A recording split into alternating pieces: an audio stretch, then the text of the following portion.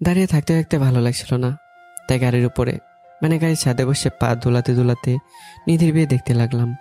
এর মধ্যে আমি তনুশ্রীকে ফোন করে জানিয়ে দিয়েছি আমি ভালো মতো এসে পড়েছি। কিছু সময় পর একটা মহিলা আমার কাছে আসলো।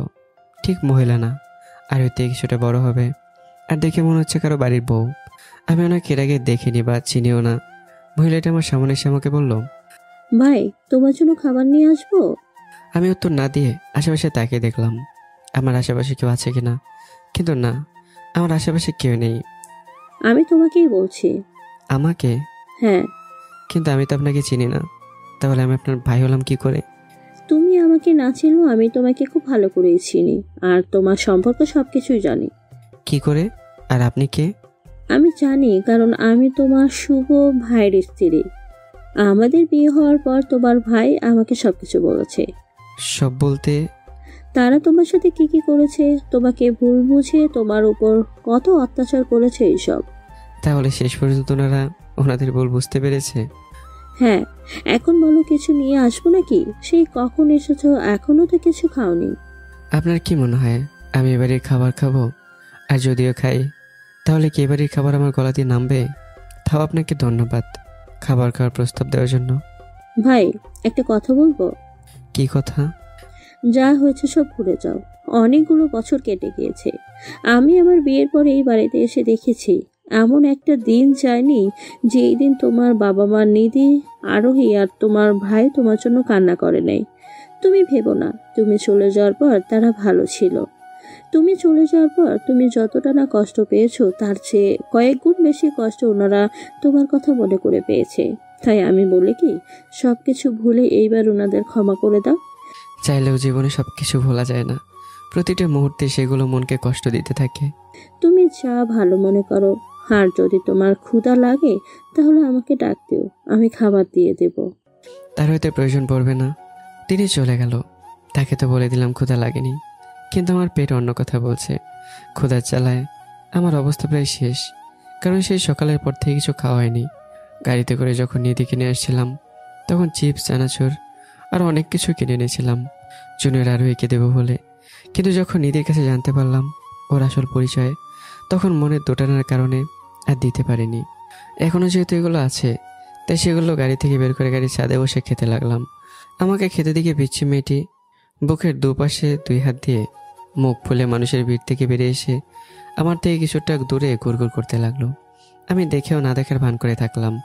হাড়ের মুখ ওর হাঁটা দেখে মনে মনে হাসতে লাগলাম। কিছু সময় পর জুনিয়র আরোহী যখন দেখলো এখানে ঘোরাঘুরি কোনো লাভ হচ্ছে না, তখন আমার সামনে সে একই অবস্থায় মুখ ফুলে দাঁড়িয়ে রইল, কিন্তু কিছু বলল না। তাই আমিও কিছু বললাম না। আরও কিছু সময় চলে গেল। জুনিয়র আরোহী এখনো একই অবস্থায় দাঁড়িয়ে রয়েছে, আর আমি ওকে আর চোখে দেখে দেখে চিপস খেতে খেতে ভিড় দেখছি। হঠাৎ জুনিয়র আরোহীর কি জানি হলো, ও রাগ করে কোথায় জানি চলে গেল।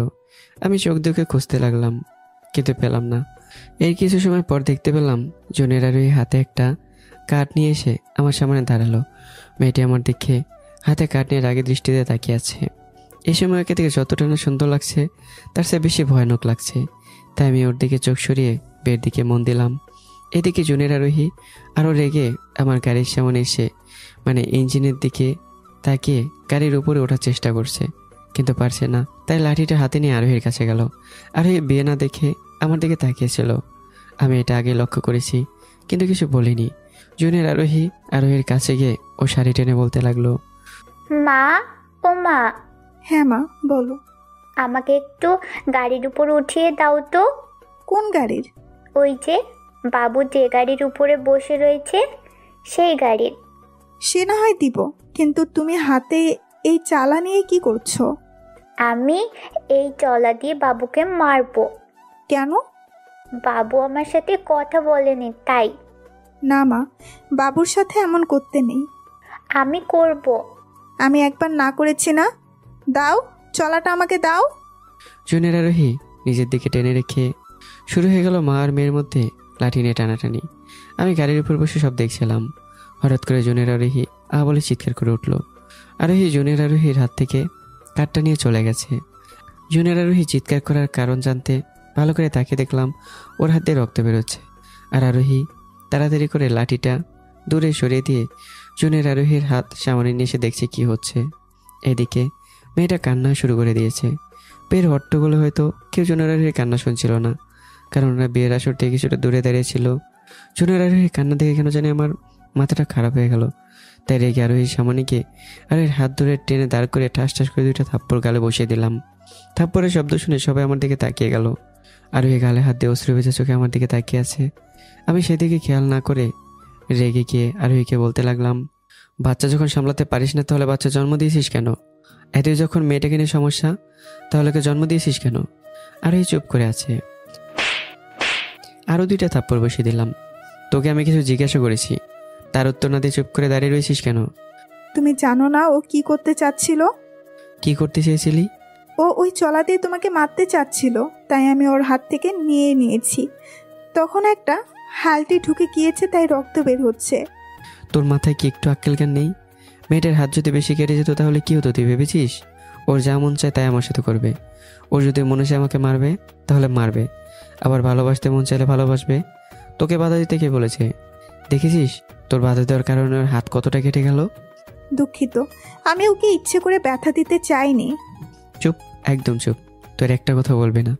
যদি তোর মুখ দিয়ে আমি আর কোনো কথা শুনেছি তাহলে আমার চেয়ে আর খারাপ বেশি কেউ হবে না। আর এই ভয় পেয়ে চুপ হয়ে গেল। মামনি, আর কান্না করো না। দেখো আমি তোমার সাথে কথা বলছি আর তোমার মাকে বকে দিয়েছি, এবার কান্না থামাও। আমি জুনিয়র আরোহী চোখ মুছে দিতে লাগলাম। জুনিয়র আরোহী এখনও কান্না করেই যাচ্ছে। তুমি যদি এখনও কান্না না থামাও তাহলে আমি কিন্তু তোমার সাথে কথা বলা বন্ধ করে দেব। জুনিয়র আরোহী কান্না বন্ধ করে দিল। এই তো লক্ষ্মী মেয়ের মতো কাজ। এমন সময় দেখলাম মা দৌড়ে প্রাথমিক চিকিৎসার বক্স আমার সামনে এনে দিয়ে, সাগর ওর হাতে মলমটা লাগিয়ে ব্যান্ডেজ করে দে, দেখবি ও ভালো হয়ে যাবে। আপনাদের বাড়ির কিছু লাগবে না। আপনাদের বাড়ির জিনিস মানুষের ব্যথা দূর করাতে পারে না, বরং বাড়িয়ে দিতে পারে। আমি জুনিয়র আরোহীকে কোলে নিলাম।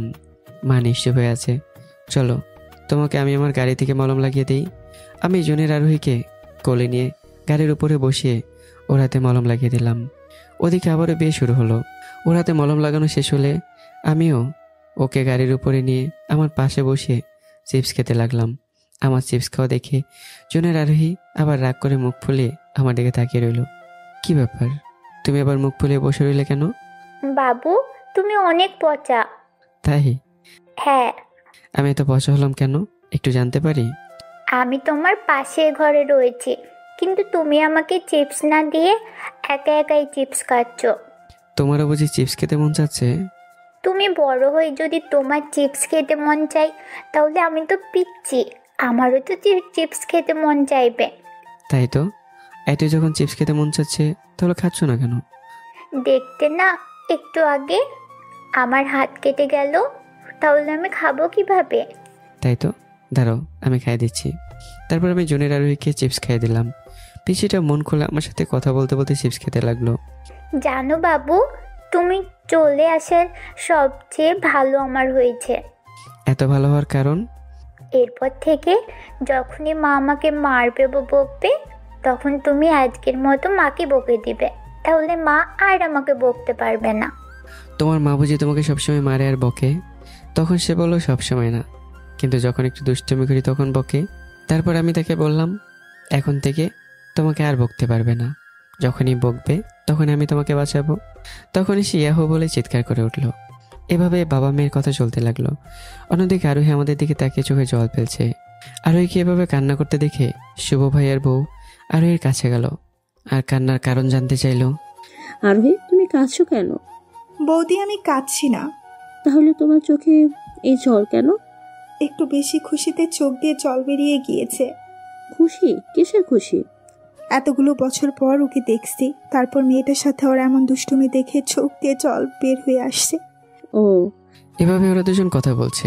হঠাৎ আরোহীর কানে হুক হুক করে কাশির শব্দ আসলো। আরোহী আমার দিকে তাকিয়ে দেখলো আমি কাশছি। আসলে মেয়ের সাথে দুষ্টুমি করতে করতে চিপস চানাচুর খাচ্ছিলাম, তাই গলায় আটকে গিয়ে কাশি শুরু হয়েছিল। বাবু, বাবু তোমার কি হয়েছে? তুমি কাশছো কেন? আমি উত্তর না দিয়ে কাশছি। মা, ও মা, দেখো না বাবুর জানি কি হয়েছে, বাবু কেমন কাশছে, তাড়াতাড়ি এসে দেখো। মামুনি, আমার কিছু হয়নি, তোমার মাকে ডাকতে হবে না। তুমি চুপ থাকো, মাকে ডেকে আনলে সব ঠিক হয়ে যাবে। জনের আরোহী আমার কথা না শুনে আরোহীকে ডাকতে লাগলো। আর এদিকে আমি আস্তে আস্তে গাড়ির উপর থেকে নেমে গাড়ি খুলতে লাগলাম। এদিকে আমার কাছতে দেখে আরোহী দৌড়ে এক গ্লাস পানি এনে আমার সামনে ধরলো। এই নাও জল, তাড়াতাড়ি খেয়ে নাও, দেখবে কাশি চলে যাবে। আমি কিছু না বলে হাত থেকে পানির গ্লাসটা সরিয়ে গাড়ি খুলতে লাগলাম। গাড়ির ভেতরে কি আছে? তাড়াতাড়ি জলটা খেয়ে নাও, না হলে তো মরা যাবে। তোরানো জল আমি খেলে এমনিতেই মরে যাব। হয়তো এই জলের সাথে বিষ মিশিয়ে এনেছিস, সর আমার সামন থেকে। আরোহীকে হালকা ধাক্কা দিয়ে সরিয়ে দিলাম। আরোহী চুপ হয়ে আছে। আরোহী আমার ধাক্কা কিছুটা দূরে গিয়ে চোখের পানি ফেলতে লাগলো। হয়তো আমার কথাগুলো আরোহীর মনে গিয়ে লেগেছে, তাই কিছু দূরে দাঁড়িয়ে চোখের জল ফেলতে লাগলো। এদিকে আমি গাড়ি ঘুরে গাড়ির থেকে জলের বোতল বের করে পানি পান করতে লাগলাম। আমার পানি খাওয়া শেষ হলে আমি আবারও গিয়ে মেয়ের সাথে বসে কথা বলতে লাগলাম। বাবু, তুমি এখন ভালো আছো তো? হ্যাঁ মামুনি, আমি ভালো আছি। তারপর আবারও বাবা মেয়ে কথা বলতে লাগলাম। আর ওই কিছু সময় আমার দিকে তাকিয়ে চোখে জল ফেলে দৌড়ে কোথায় যেন চলে গেল। দেখতে দেখতে বিয়েও শেষ হয়ে গেল, সবার খাওয়া দাওয়া শুরু হয়ে গেল। এখন আমি গাড়ির উপরে বসে আমার মেয়ের সাথে কথা বলছি। কিছু সময় পর মা বাবা আর ভাই আমার কাছে আসলো আর আমাকে বলতে লাগলো, সাগর চল বাবা। কোথায়? খাবার খাবি? সবাই খাবার খেতে বসে গিয়েছে। আমার পেট ভরা, আমি কিছু খাবো না। তোর পেট ভরা হলো কি করে? তুই তো আসার পর থেকে কিছুই খাস নাই। খেয়েছি, আপনারা দেখেননি? এখন আপনারা যেতে পারেন। এতদিন পরে বাড়িতে এসেছিস, তার উপর রাত হয়ে গিয়ে রাতে না খেয়ে থাকতে নেই। এই বাড়িতে আমি কত রাত না খেয়ে কাটিয়েছি, আর আপনি কিনা বলছেন রাতে না খেয়ে থাকতে নেই? কথাটা বলার সাথে সাথে মা মাথা নিচু করে নিল। চলে যান এখান থেকে, আমাকে না খেয়ে রাস্তার কোনো কুকুরকে খাওয়ান, ওরা মনে মনে আশীর্বাদ দেবে। আমি তো আপনাদের কাছে কুকুরের চেয়ে বেশি খারাপ, তাই আমাকে খাবার দিতে হবে না। মা বাবা ভাইয়া মাথা নিচু করে তারা চলে গেল। বাবু, তুমি ঠাকুরদা, ঠাকুরমা আর কাকার সাথে এমন করে কথা বললে কেন? মামনি, তুমি এসব বুঝবে না, এগুলো বড়দের বিষয়। আমি তো বড় হয়ে গিয়েছি, তাহলে আমি বুঝবো না কেন? তাই তো, এটা তো বাবার বিষয়। এইভাবে আবারও মেয়ের সাথে কথা বলতে শুরু করলাম। কিছু সময় পর দেখলাম নিধি, জয় এবং বাকি বন্ধুরা আমার কাছে আসলো আর বলতে লাগলো, ভাইয়া, শুনলাম তুমি নাকি বলছো খাবার খাবে না, কথাটা সত্যি নাকি? নিধি, মা বাবা আর ভাইয়া কিছুটা দূরে দাঁড়িয়ে রয়েছে। হ্যাঁ। কেন? আমার পেট ভরা। তুমি কি খেলে যে তোমার পেট ভরা? এই যে এইগুলো খেলে কি করে পেট ভরবে? খারো না বললে আমার ভরে। এত কথা শুনতে চাই না, চল আমাদের সাথে খাবার খাবি। তোর জন্য আমরাও না খেয়ে বসে রয়েছি। না রে, আমি এবারে কিছু খাবো না। দাঁড়া, এই বাড়ির কিছু যখন খাবি না, তাহলে আমাদের বাড়ি থেকে খাবার নিয়ে আসছে। তার প্রয়োজন নেই, আমি অনেকগুলো চিপসের চানাচুর খেয়েছি, এতে আমার পেট ভরে গেছে। সত্যি তুমি খাবার খাবে না? না রে, খাবো না। তাহলে আমিও খাবো না। দেখ নিধি, পাগলামো করিস না। আমি এমনিতেই তোর কারণে এখানে এখনো রয়েছি। এখন তুই পাগলামো শুরু করলে আমি কিন্তু চলে যাব। ঠিক আছে, তোমার যেতে হবে না, আর খাবারও খেতে হবে না। এখন তাহলে বাড়ি ভিতরে চলো। কেন? তোমার ঘুমানোর ব্যবস্থা করা হয়েছে, খাবে না যখন তুমি ঘুমিয়ে পড়ো। এখন এবারে ঋণ শোধ করতে পারিনি, আগে ঋণ শোধ করবো, তারপর এই বাড়ির ভিতরে ঢুকবো, তার আগে না। তাহলে তুমি রাতে ঘুমাবে কোথায়? এই যে আমার গাড়ি আছে না, গাড়িতেই ঘুমাবো। বাবু, আমিও তোমার সাথে এখানেই ঘুমোবো। আচ্ছা। কিন্তু ভাইয়া। নিজের কোনো কথা বলিস না, আর চিন্তা করিস না, আমি কালকে রেখে কোথাও যাব না। এখন তারা বাড়ির ভিতরে যা। সত্যি তো? হ্যাঁ সত্যি। আমাকে রাজি করাতে না পেরে চলে গেল। ওরা চলে যাওয়ার কিছু সময় পর একজন আস্তে আস্তে হেঁটে আসলো। তাকে দেখে আমার মাথায় রাগ উঠে গেল। বুঝতে পেরেছেন যে সে আর অন্য কেউ না, আরোহী। কেন এসেছেন এখানে? খাবে চলো, তোমার জন্য সবাই খাবার টেবিলে অপেক্ষা করছে। আমি খাবো না, চলে যান এখান থেকে। মেয়েটা পাশে বসে রয়েছে, তাই বেশি রেগে কথা বলতে পারছি না, এতে ওর উপর খারাপ প্রভাব পড়বে। এমনভাবে বলো না, তোমার জন্য সবাই বসে রয়েছে। আপনাকে আমি যেতে বলেছি না? সে নিশ্চুপ, আমার চোখে ভয় দেখতে পেল, তাই আর কিছু বলল না। আর ওকে নিয়ে যান, ওকে কিছু খাইয়ে ঘুম পাড়িয়ে দিয়েন। বাবু, আমি তোমায় ছেড়ে কোথাও যাব না। মামুনি, আমি আছি তো এখানে, তুমি খাবার খেয়ে আসো। আমার ক্ষুধা নেই। তা বললে তো হবে না, যাও খেয়ে আসো। তুমি কিন্তু এখানেই থাকবে। আচ্ছা। মা, তাড়াতাড়ি চলো, আমি তাড়াতাড়ি খেয়ে আবার বাবুর কাছে আসবো। চল। আরোহী জুনিয়র আরোহীকে কোলে নিয়ে চলে গেল। আমি গাড়ির উপর থেকে নেমে গাড়ির ভিতরে গিয়ে সিটে হেলান দিয়ে শুয়ে পড়লাম। কিছু সময় যেতেই বাড়ির ভেতর থেকে কান্নার আওয়াজ আসলো। আমি তেমন না ভেবে আমার মতো শুয়ে রইলাম। কিছু সময় যেতেই কেউ একজন এসে গাড়ির কাজ ধাক্কাতে লাগলো। আমি মাথা উঁচু করে দেখলাম আরোহী আর ওর কোলে জুনিয়র আরোহী। তাই গাড়ি থেকে বের হয়ে বললাম, কি হয়েছে? দেখো না ও কেমন কান্না শুরু করেছে। আপনার মেয়ে কান্না করছে, তো আমি কি করব? ও বলছে আজকে তোমার সাথে থাকবে। আমি অনেক চেষ্টা করেছি ওকে খাইয়ে আমার সাথে ঘুম পাড়াতে, কিন্তু ও না ঘুমিয়ে কান্না করতে শুরু করে দিয়েছে। তাই তোমার কাছে আনতে বাধ্য হলাম। তুমি একটু ওকে আজকের রাতটা তোমার সাথে রাখো প্লিজ। আচ্ছা দিন। আমি জুনিয়র আরোহীকে কোলে নিলাম। আমার কোলে সে নাচতে শুরু করলো। ইয়ে, আমি আজকে বাবুর সাথে ঘুমাবো। ইয়াহু। এবার আপনি যেতে পারেন। হ্যাঁ হ্যাঁ, মামুনি তুমি চলে যাও, আমি আজকে বাবুর সাথেই থাকবো। বাবুর সাথে দুষ্টুমি করিস না, বাবুকে ভালো মতো ঘুমাতে দিস আর নিজেও ঘুমাস। আচ্ছা তুমি যাও। আরোহী চলে গেল। আমার ঘুম আসছিল না, তাই আবারও জুনিয়র আরোহীকে গাড়ির উপর বসিয়ে ওর সাথে দুষ্টুমি করতে করতে তারা গুনতে লাগলাম। এদিকে আবার আরোহী বারবার এসে আমাদের সামনে দিয়ে ঘুরে যাচ্ছে। আমি তো অনেকটা বিরক্ত হচ্ছি। তাই পরের বার আরোহী যখন আবার আসলো তখন বললাম, আপনি বারবার এখান থেকে ঘুরঘুর করছেন কেন, একটু বলবেন? না মানে আসলে এর আগে ওকে ছাড়া কখনো একা ঘুমাই নাই তো, তাই ঘুম আসছিল না। তাহলে আপনি আপনার মেয়েকে নিয়ে যান, তা বারবার আপনার এই কুচ্ছিত চেহারাটা আমাকে দেখাবেন না। দুঃখিত, আমি আর আসবো না, কিন্তু তুমি একটু মেয়েটার খেয়াল রেখো। সেই চিন্তা আপনার করতে হবে না, আপনি এখন যান। ছোট থেকে ওকে একা হাতে বড় করেছি তো, তাই ও একটু দূরে গেলেই মনটা কেমন ছটফট করে। বারবার মনে হয় যেন আমার জীবনটা কেউ আমার থেকে দূরে সরিয়ে রেখেছে। আসলে ওকে অনেক ভালোবাসি, তাই বলছিলাম ওর খেয়াল রাখতে। আর এই কথা শুনে আমার মুখের কোন একটা হাসি ফুটে উঠলো। জানি না এই হাসিটা পিছাসি নাকি অন্য কোনো রহস্যের হাসি।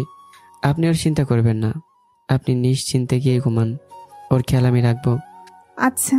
আরোহী আস্তে আস্তে হেঁটে ঘুমাতে চলে গেল। এদিকে আরোহীর কথা শুনে আমার মনের ভিতরে পিছায় জেগে উঠলো। তার সাথে আমার মনে একটা কথাই বেজে উঠলো, সাগর এই তো সময় তোর থেকে যে সব কিছু কেড়ে নিয়েছে তার উপর প্রতিশোধ নেওয়ার। এর চেয়ে বড় সুযোগ আর পাবি না, নিয়ে নে প্রতিশোধ। আমার মনে এসব বলছে আর মুখে পিছে সে হাসি ফুটে উঠলো। দেখতে দেখতে আরো বেশি রাত হলো। সবার মতো আমি আর জুনিয়র আরোহীও ঘুমিয়ে পড়লাম। আরোহী হয়তো আমাকে এতদিন পর দেখে শান্তির ঘুম ঘুমাচ্ছে, কিন্তু জানে না এই শান্তির ঘুমের পর ওর জীবনের সবচেয়ে ভয়ানক একটা অধ্যায় শুরু হবে, যে অধ্যায়ের জীবনটা দুঃখে কষ্টে ডুবিয়ে দেবে। আর তার শুরু কালকে সকালেই হতে যাচ্ছে। পরদিন সকালেই আরোহী আসে জুনিয়র আরোহীকে আমার কাছ থেকে নিয়ে যেতে, কিন্তু আরোহী এসে যা দেখলো তা দেখে জোরে মা বাবা বলে চিৎকার দিয়ে কান্না করতে শুরু করে দেয়। আরোহীর চিৎকার শুনে বাড়ির ভিতর থেকে সবাই চলে আসে আর এসে আরোহীকে কান্না করতে দেখে জিজ্ঞাসা করে, আরোহী কি হয়েছে মা, কান্না করছিস কেন? বাবা।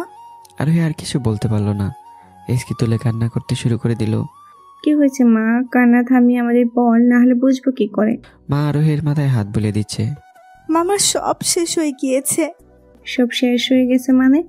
মা, ও আমার উপর প্রতিশোধ নেওয়ার জন্য আমার জীবনটা কেড়ে নিয়ে চলে গিয়েছে। আরোহী, তুমি কার কথা বলছো? কে তোমার জীবন কেড়ে নিয়ে গিয়েছে? সাগর। সাগর আমার মেয়েকে আমার থেকে নিয়ে পালিয়ে গিয়েছে। ভাইয়া পালিয়ে গিয়েছে মানে? আর ভাইয়ার পা কোথায়? নিদে আশেপাশে তাকিয়ে দেখলো আমার গাড়ি কোথাও নেই। আরোহী কান্না করেই যাচ্ছে। জয় দেখো না ভাইয়া কোথায়, একটু খোঁজ নাও না প্লিজ। তুমি চিন্তা করো না, আমি দেখছি। জয় মোবাইল নিয়ে কল দিতেই কিছুটা দূরে চলে গেল। এর জন্যই আমি সাগরের কাছে মেয়েটাকে রাখতে চাইছিলাম না। আমার আগে থেকেই ভয় করছিল ও আমার উপর প্রতিশোধ নেওয়ার জন্য না আমার মেয়েটাকে কেড়ে নেয়। শেষ পর্যন্ত আমার ভয়টাই সত্যি হয়ে গেল, ও আমার মেয়েটাকে কেড়ে নিয়ে চলে গেল। আরোহী, তুমি শুধু শুধু চিন্তা করছো। সাগর নিশ্চয়ই জুনিয়র আরোহীকে নিয়ে কোথাও ঘুরতে গিয়েছে, একটু পরেই চলে আসবে। ওকে নিয়ে কোথায় যাবে? কোথাও ঘুরতে গেলে তো ও বলে যেত। আমি শিওর ও আমার উপর প্রতিশোধ নেওয়ার জন্য মেয়েটাকে নিয়ে চলে গিয়েছে। জয় জানতে পারলে সাগর কোথায়? না, সাগরের ফোনে কল ঢুকছে না, বারবার মোবাইল বন্ধ বলছে। বাবা, তার মানে কি সাগর সত্যি জুনিয়র আরোহীকে নিয়ে পালিয়ে গেল? বুঝতে পারছি না রে, আমি আজকেও কিছু বুঝতে পারছি না। না, আমার ভাই এমন কাজ করতে পারে না। ও আমাকে না বলে, ওর কথা না রেখে এভাবে চলে যেতে পারি না। জয়, তোমরা কি জানো সাগর এখন কোথায় যেতে পারে? তোমাদের কি ও কিছু বলে গিয়েছে? না, সাগর আমাদের কিছু বলে যায়নি। আচ্ছা, ও কোথায় যেতে পারে মানে ও বর্তমানে কোথায় থাকে তা কি তোমরা জানো? না সাগর, আমাদের কখনো ওর ঠিকানা বলে নেই। বাবা, এখন আমার কি হবে? আমি আমার মেয়েকে ছাড়া কিভাবে বাঁচবো? বাবা, আমার মেয়েকে আমার কাছে এনে দিন, আমি ওকে ছাড়া বাঁচবো না। মা তুই কান্না করিস না, আমরা দেখি সাগর ওকে নিয়ে আশেপাশে আসে নাকি। যদি আশেপাশে থাকে তাহলে আমরা ওদের নিয়ে আসছি, তুই অপেক্ষা কর। বাবা মাথায় হাত দিয়ে বসে পড়ল। বাবা, ভাইয়া, জয় এবং বাকিরা আমাকে খুঁজতে বাইরে চলে যায়। আর এদিকে বাড়িতে একটা কান্নার রোল বয়ে গেল। নিধি কান্না করছে আমি ওকে না বলে চলে যাওয়ার কারণে, আর আরোহী কান্না করছে জুনিয়র আরোহীকে নিয়ে পালিয়ে গেছি তাই। মা কাকে রেখে কাকে সান্ত্বনা দেবে বুঝতেই পারছে না। দেখতে দেখতে কিছুটা সময় কেটে গেল। সবাই মাথা নিচু করে বাড়িতে ফিরে আসলো। আরোহী সবাইকে বাড়িতে ফিরতে দেখে দৌড়ে তাদের সামনে চলে গিয়ে জিজ্ঞাসা করতে লাগলো, বাবা, বাবা, আমার মেয়ে কোথায়? বাবা নিশ্চুপ হয়ে মাথা নিচু করে রয়েছে। বলেন না বাবা, আমার মেয়ে কোথায়? আর সাগরই বা কোথায়? পাই নেই রে মা, ওদের কাউকে পাই নেই। বাবা কথাটা শেষ করে আস্তে আস্তে সবাইকে বসে বলল। আরোহী ধপ করে মেঝেতে বসে পড়ল। তোমরা সব জায়গা ভালো করে দেখছো তো? হ্যাঁ মা, আমরা সব জায়গা ভালো করেই দেখেছি, কিন্তু ওদের কোথাও পেলাম না। শেষ পর্যন্ত ছেলেটা এমন করে চলে গেল, যেতে পারলো না। পারলাম ছেলেটার সাথে ঠিক মতো কথা বলতে, আর না পারলাম ওর কাছে ক্ষমা চাইতে। তার আগে ছেলেটা কেমন একটা কাজ করে ফেললো। তুমি এই কথা বলছো আর আমি ভাবছি মেয়েটার এখন কি হবে। এতগুলো বছরতেই মেয়েটাকে আগড়ে ধরে বেঁচেছিলাম, আর এখন সাগর সেই মেয়েটাকে নিয়ে চলে গেল। ওই কাজটা করতে পারলো? শুধু আরোহী কেন, আমরা তো ওই পিচ্চিটাকে ছাড়া বাঁচতে পারবো না। বাবা, এখন তাহলে কি করবে, কিছু ভেবেছো? কি আর করব, পুলিশকে খবর দিব। পুলিশ? হ্যাঁ, তাছাড়া আর আমাদের কাছে উপায় নেই। শুধু যে আরোহী পিচ্চিটাকে ছেড়ে বাঁচতে পারবে না তা তো নয়, আমরাও তো এই বইটাকে ছাড়া বাঁচতে পারবো না। যে করেই হোক ওকে আমাদের ফিরিয়ে আনতেই হবে। তাই বলে পুলিশ? এছাড়া আর কোনো উপায় নেই। মা তুই চিন্তা করিস না, 10টা বাজে পুলিশ স্টেশন খুললে গিয়ে আমি নিজে গিয়ে পুলিশকে খবর দিব, আর তোর মেয়েকে তোর কাছে ফিরিয়ে আনবো। বাবা আরোহীর উদ্দেশ্য করে বলল। তারপর সবাই 10টা বাজার অপেক্ষা করতে লাগলো। আরোহী কান্না করছে। দেখতে দেখতে 10টা বেজে গেল। তারপরেও কেন জানি বাবা অনেকটা সময় বসে রইল। পরে বাবা ভাইয়াকে বলল, শুভ চল আমার সাথে। কোথায়? পুলিশ স্টেশনে। আচ্ছা চলো। বাবা সোফা থেকে উঠে এক পায়ে গিয়ে যেই রওনা দেবে, তখন তাদের কানে মা বলে কারো ডাকের আওয়াজ আসলো। তারা সামনে তাকিয়ে দেখলো জুনিয়র আরোহী হাতে অনেক কিছু নিয়ে দৌড়ে ওদের দিকে আসছে। আরোহী জুনিয়র আরোহীকে দেখা মাত্রই দৌড়ে গিয়ে ওকে জড়িয়ে ধরলো। আরোহী জুনিয়র আরোহীর মুখে অসংখ্য চুমা দিল। মামনি, মামনি, তুই ঠিক আছিস তো? তোর কিছু হয় নাই তো? হ্যাঁ মা, আমি একদম ঠিক আছি। আর এই দেখে বাবু আমাকে এত কিছু কিনে দিয়েছে, কত খেলনা কিনে দিয়েছে। বুড়ি, তোমার বাবু কোথায়? ওই তো। জুনিয়র আরোহী নিজের পিছনের দিকে ইশারা করলো।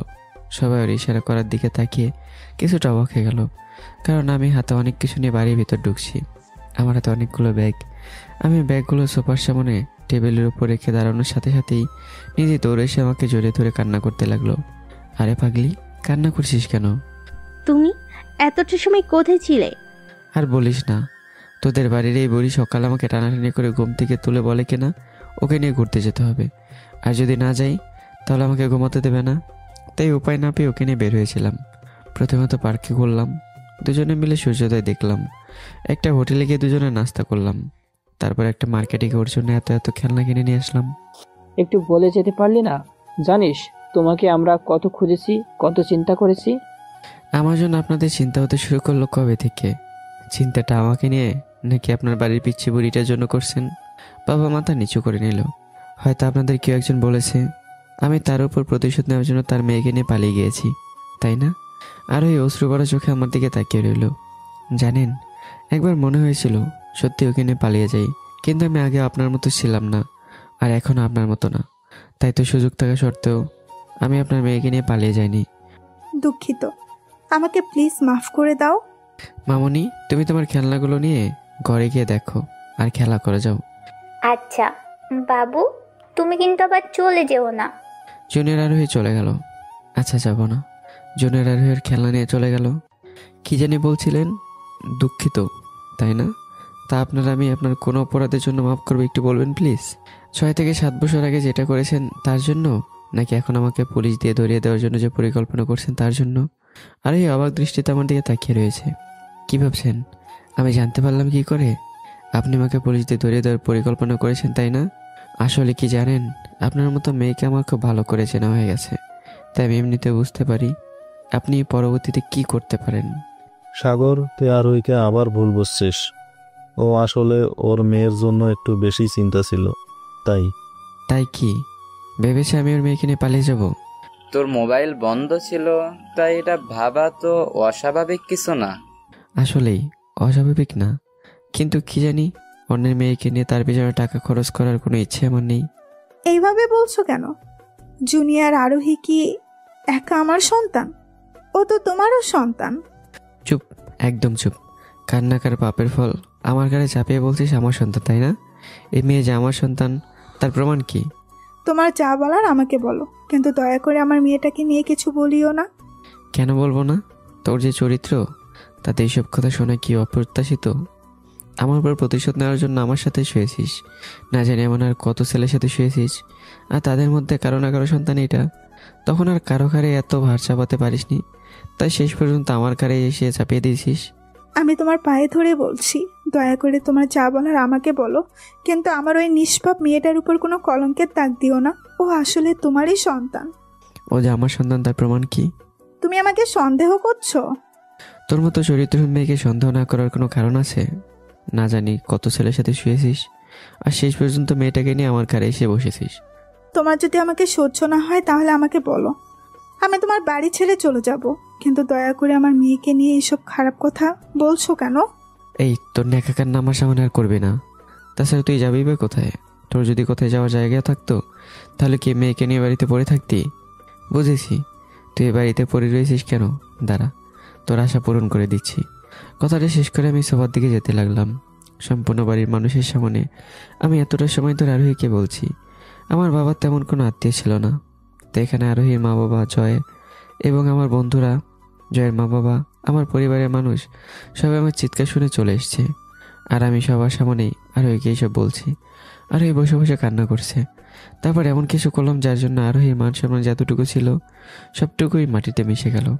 আমি সোফা থেকে গিয়ে সামনে একটা ব্যাগ হাতে নিয়ে আবার আরোহীর সামনে আসলাম। আরোহী তখনও নিচে বসে কান্না করছে। তুই কি মনে করেছিস তুই তোর মেয়েকে নিয়ে এখানে কেন পড়ে রয়েছিস আমি জানি না? কি জানো তুমি কেন আমি এখানে পড়ে রয়েছি? তোর এই নষ্ট চরিত্রের মূল্য নেওয়ার জন্য তুই এখনও পড়ে রয়েছিস। সেদিন বলেছিলাম না তোকে তোর ইজ্জতের মূল্য দিয়ে দেবো, তার জন্যই তুই পড়ে রয়েছিস। অবশ্য তুই এখানে পড়ে থেকে ভালোই করেছিস, না হলে তোর ইজ্জতের মূল্য দিতে আমার আবার তোকে খুঁজতে কষ্ট হতো। আর এই চোখের মধ্যে একরাশ জল নিয়ে আমার দিকে তাকালো। এই নে তোর চরিত্রের মূল্য। সেদিন তোর চরিত্রের যে দাম উঠেছিল তার সে 10 লাখ টাকা এখানে বেশি আছে, চাইলে গুনে দেখতে পারিস। আমি আমার হাতের ব্যাগটা আরোহীর মাথার উপরে নিয়ে খুলে দিলাম, আর সেখান থেকে টাকা আরোহীর মাথায় পড়তে লাগলো। একটা মেয়ের জন্য হয়তো এর চেয়ে বড় অপমানের আর কিছুই হতে পারে না। তো তুমি আমার সতীত্বের মূল্য দিচ্ছ? তোর সতীত্ব বলতে কিছু আছে? আরে কিছু না বলে আমার দিকে করুণ দৃষ্টিতে তাকিয়ে রইল। আরে তোর সে তো পতিতালয়ের পতিতারা অনেক ভালো।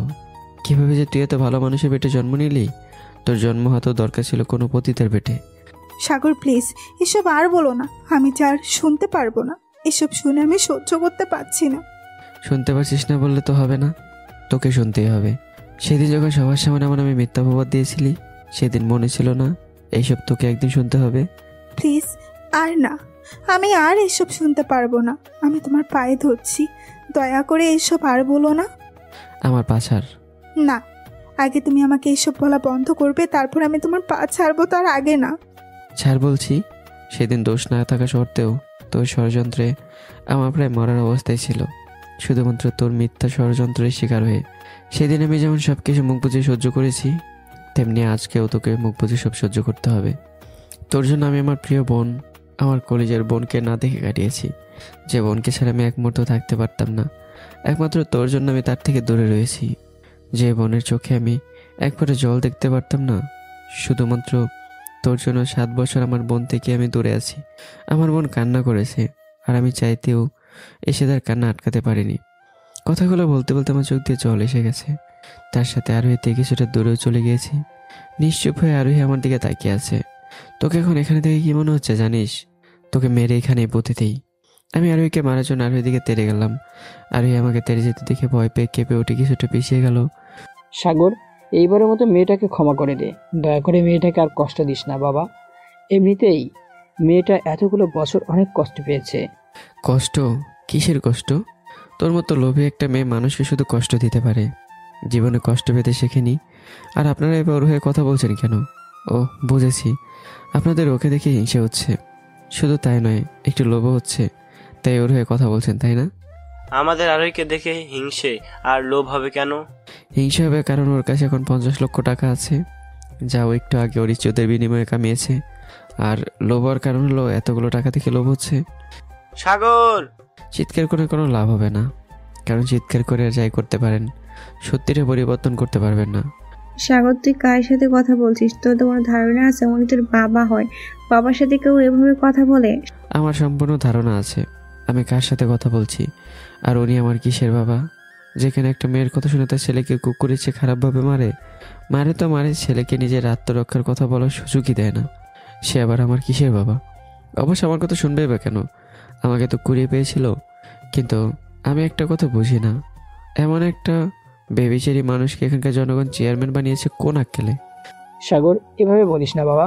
আমি মানি আমি সেদিন তোর সাথে অবিচার করেছি, কিন্তু তাই বলে সেসব মনে করে আমাকে লজ্জা দিস না। দয়া করে আমাকে আর লজ্জা দিস না। আজকে এই কথাগুলো শুনে আপনার বুঝি লজ্জা লাগছে, কিন্তু সেদিন যখন এলাকার সবার সামনে আমাকে রাস্তায় ফেলে আপনার ছেলে আর আপনি মারছিলেন, তখন লজ্জা লাগেনি? বাবা নিশ্চুপ হয়ে আছে। কি হলো বলুন? নাকি এখন বলতেও লজ্জা লাগছে?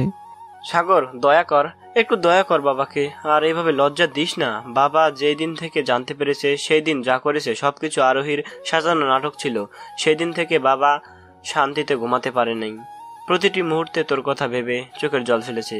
শুধু তাই নয়, গ্রামের কেউই নেই যার কাছে খবর জানতে চেয়েছে। তুই তো জানিস বাবা তোকে কত ভালোবাসতো, আর এখনো ভালোবাসে। তাই নাকি? এতেই যখন ভালোবাসতো, তাহলে ওর মধ্যে একটা মেয়ের কথা শুনে এইভাবে মারতে পারতো? আপনিই বলেন, মারতে পারতো? কি হলো, চুপ হয়ে গেলেন কেন? অবশ্য আপনি এবার কি করবেন? আপনিও তো আমার পর কম অত্যাচার করেননি। আমার শরীরের এমন একটা অংশ বাকি রাখেননি যার মধ্যে আপনার মারের দাগ না আছে। অবশ্য একদিক দিয়ে ভাবলে ওকে আমার ধন্যবাদ দেওয়া উচিত, কারণ ওই চরিত্রহীন মেয়েটা যদি আমাকে মার খেয়ে এই শহর থেকে না তাড়াতো, তাহলে এতদিনে আপনি নিশ্চয়ই আমাকে মেরে ফেলে আত্মহত্যার রূপ দিয়ে দিতেন। আর আপনার ওই বাবা, সে জানতো আমি আত্মহত্যা করেছি। ভাইয়া মাথা উঁচু করে অশ্রু ভরা দৃষ্টিতে আমার দিকে তাকালো। আরে আপনি কান্না করছেন কেন? সত্যি কথা শুনে বুঝি খারাপ লাগছে? অবশ্য খারাপ লাগারই কথা, কারণ সত্যি কথা সবারই সহ্য হয় না। তাই তো বলি, শুধু শুধু চোখের জল ফেলে লাভ নেই। সাগর, দয়া করে ওকে কিছু বলিস না। ও যা করেছে তা তোর কোনো দোষ নেই। ঠিকই তো, ওনার তো কোনো দোষ নেই। সব দোষের মূল তো আপনি। ছোট থেকে ভালোবাসাতে বড় করার পরিবর্তে অবহেলা অত্যাচার করে বড় করেছেন। আর আপনার ছেলে সেটা দেখে দেখেই আমার উপর অত্যাচার করতে শিখেছে, তাই না? মাও নিশ্চুপ হয়ে মাথা নিচু করে রইল। আচ্ছা আপনি একটা কথা বলেন তো, আমি তো ছোট থেকে আপনাকে মা ভাবতাম আর তেমনি ভালোবাসতাম, কিন্তু আমাকে আপনি কেন আপনার ছেলে ভাবতে পারেননি? কি ভুল ছিল আমার? আপনার স্বামী আমাকে রাস্তা থেকে করিয়ে এনেছিল, এতে তো আমার কোনো অপরাধ ছিল না। আমি তো ওনাকে বলিনি আমাকে করিয়ে আনতে। তাছাড়া আমি তো আপনার টাকা পয়সা চাইনি, শুধু একটু ভালোবাসা চেয়েছিলাম। আপনি কি পারতেন আমাকে একটু ভালোবাসা দিতে? মাও নিশ্চুপ হয়ে আমার দিকে অশ্রু ভরা চোখে তাকালো। অবশ্য আপনাকে বা কী বলবো, আমি পড়ছিলাম তাই হয়তো আমাকে ভালোবাসা দেননি, আর যখন ভালোবাসা দিলেন তাও কিছুদিন পর কেড়ে নিলেন। আচ্ছা আপনি কি বলতে পারবেন আপনি সেদিন আমাকে রাস্তা থেকে তুলে এনেছিলেন কেন? তোকে দেখে শুনে, ভালোবাসা দিয়ে বড় করার জন্য। কি বলতে পারছেন না? অবশ্য বলবেন বা কি করে? আপনি তো বাড়ির কোনো খোঁজই রাখেননি। বাবা প্লিজ আমাকে ক্ষমা করে দে। আমি মানছি আমি তোর ভালো মতো দেখাশোনা করতে পারি নাই। দয়া করে তোর এই অপরাধী বাবাকে ক্ষমা করে দে। আমার বাবা? আপনি আমার কিসের বাবা? আপনি আমার বাবা না। আমার বাবা আছে, কিন্তু সেটা আপনি না। আপনার মতো একজন আমার বাবা হওয়ার সে আমি সারা জীবন এমনি থাকতে রাজি আছি। যে বাবা নিজের ছেলেকে তার ঘাড়ের বোঝা ভাবে, সে আমার বাবা হতে পারে না, কোনোদিনই না। বাবা অবাক দৃষ্টিতে আমার দিকে তাকিয়ে আছে।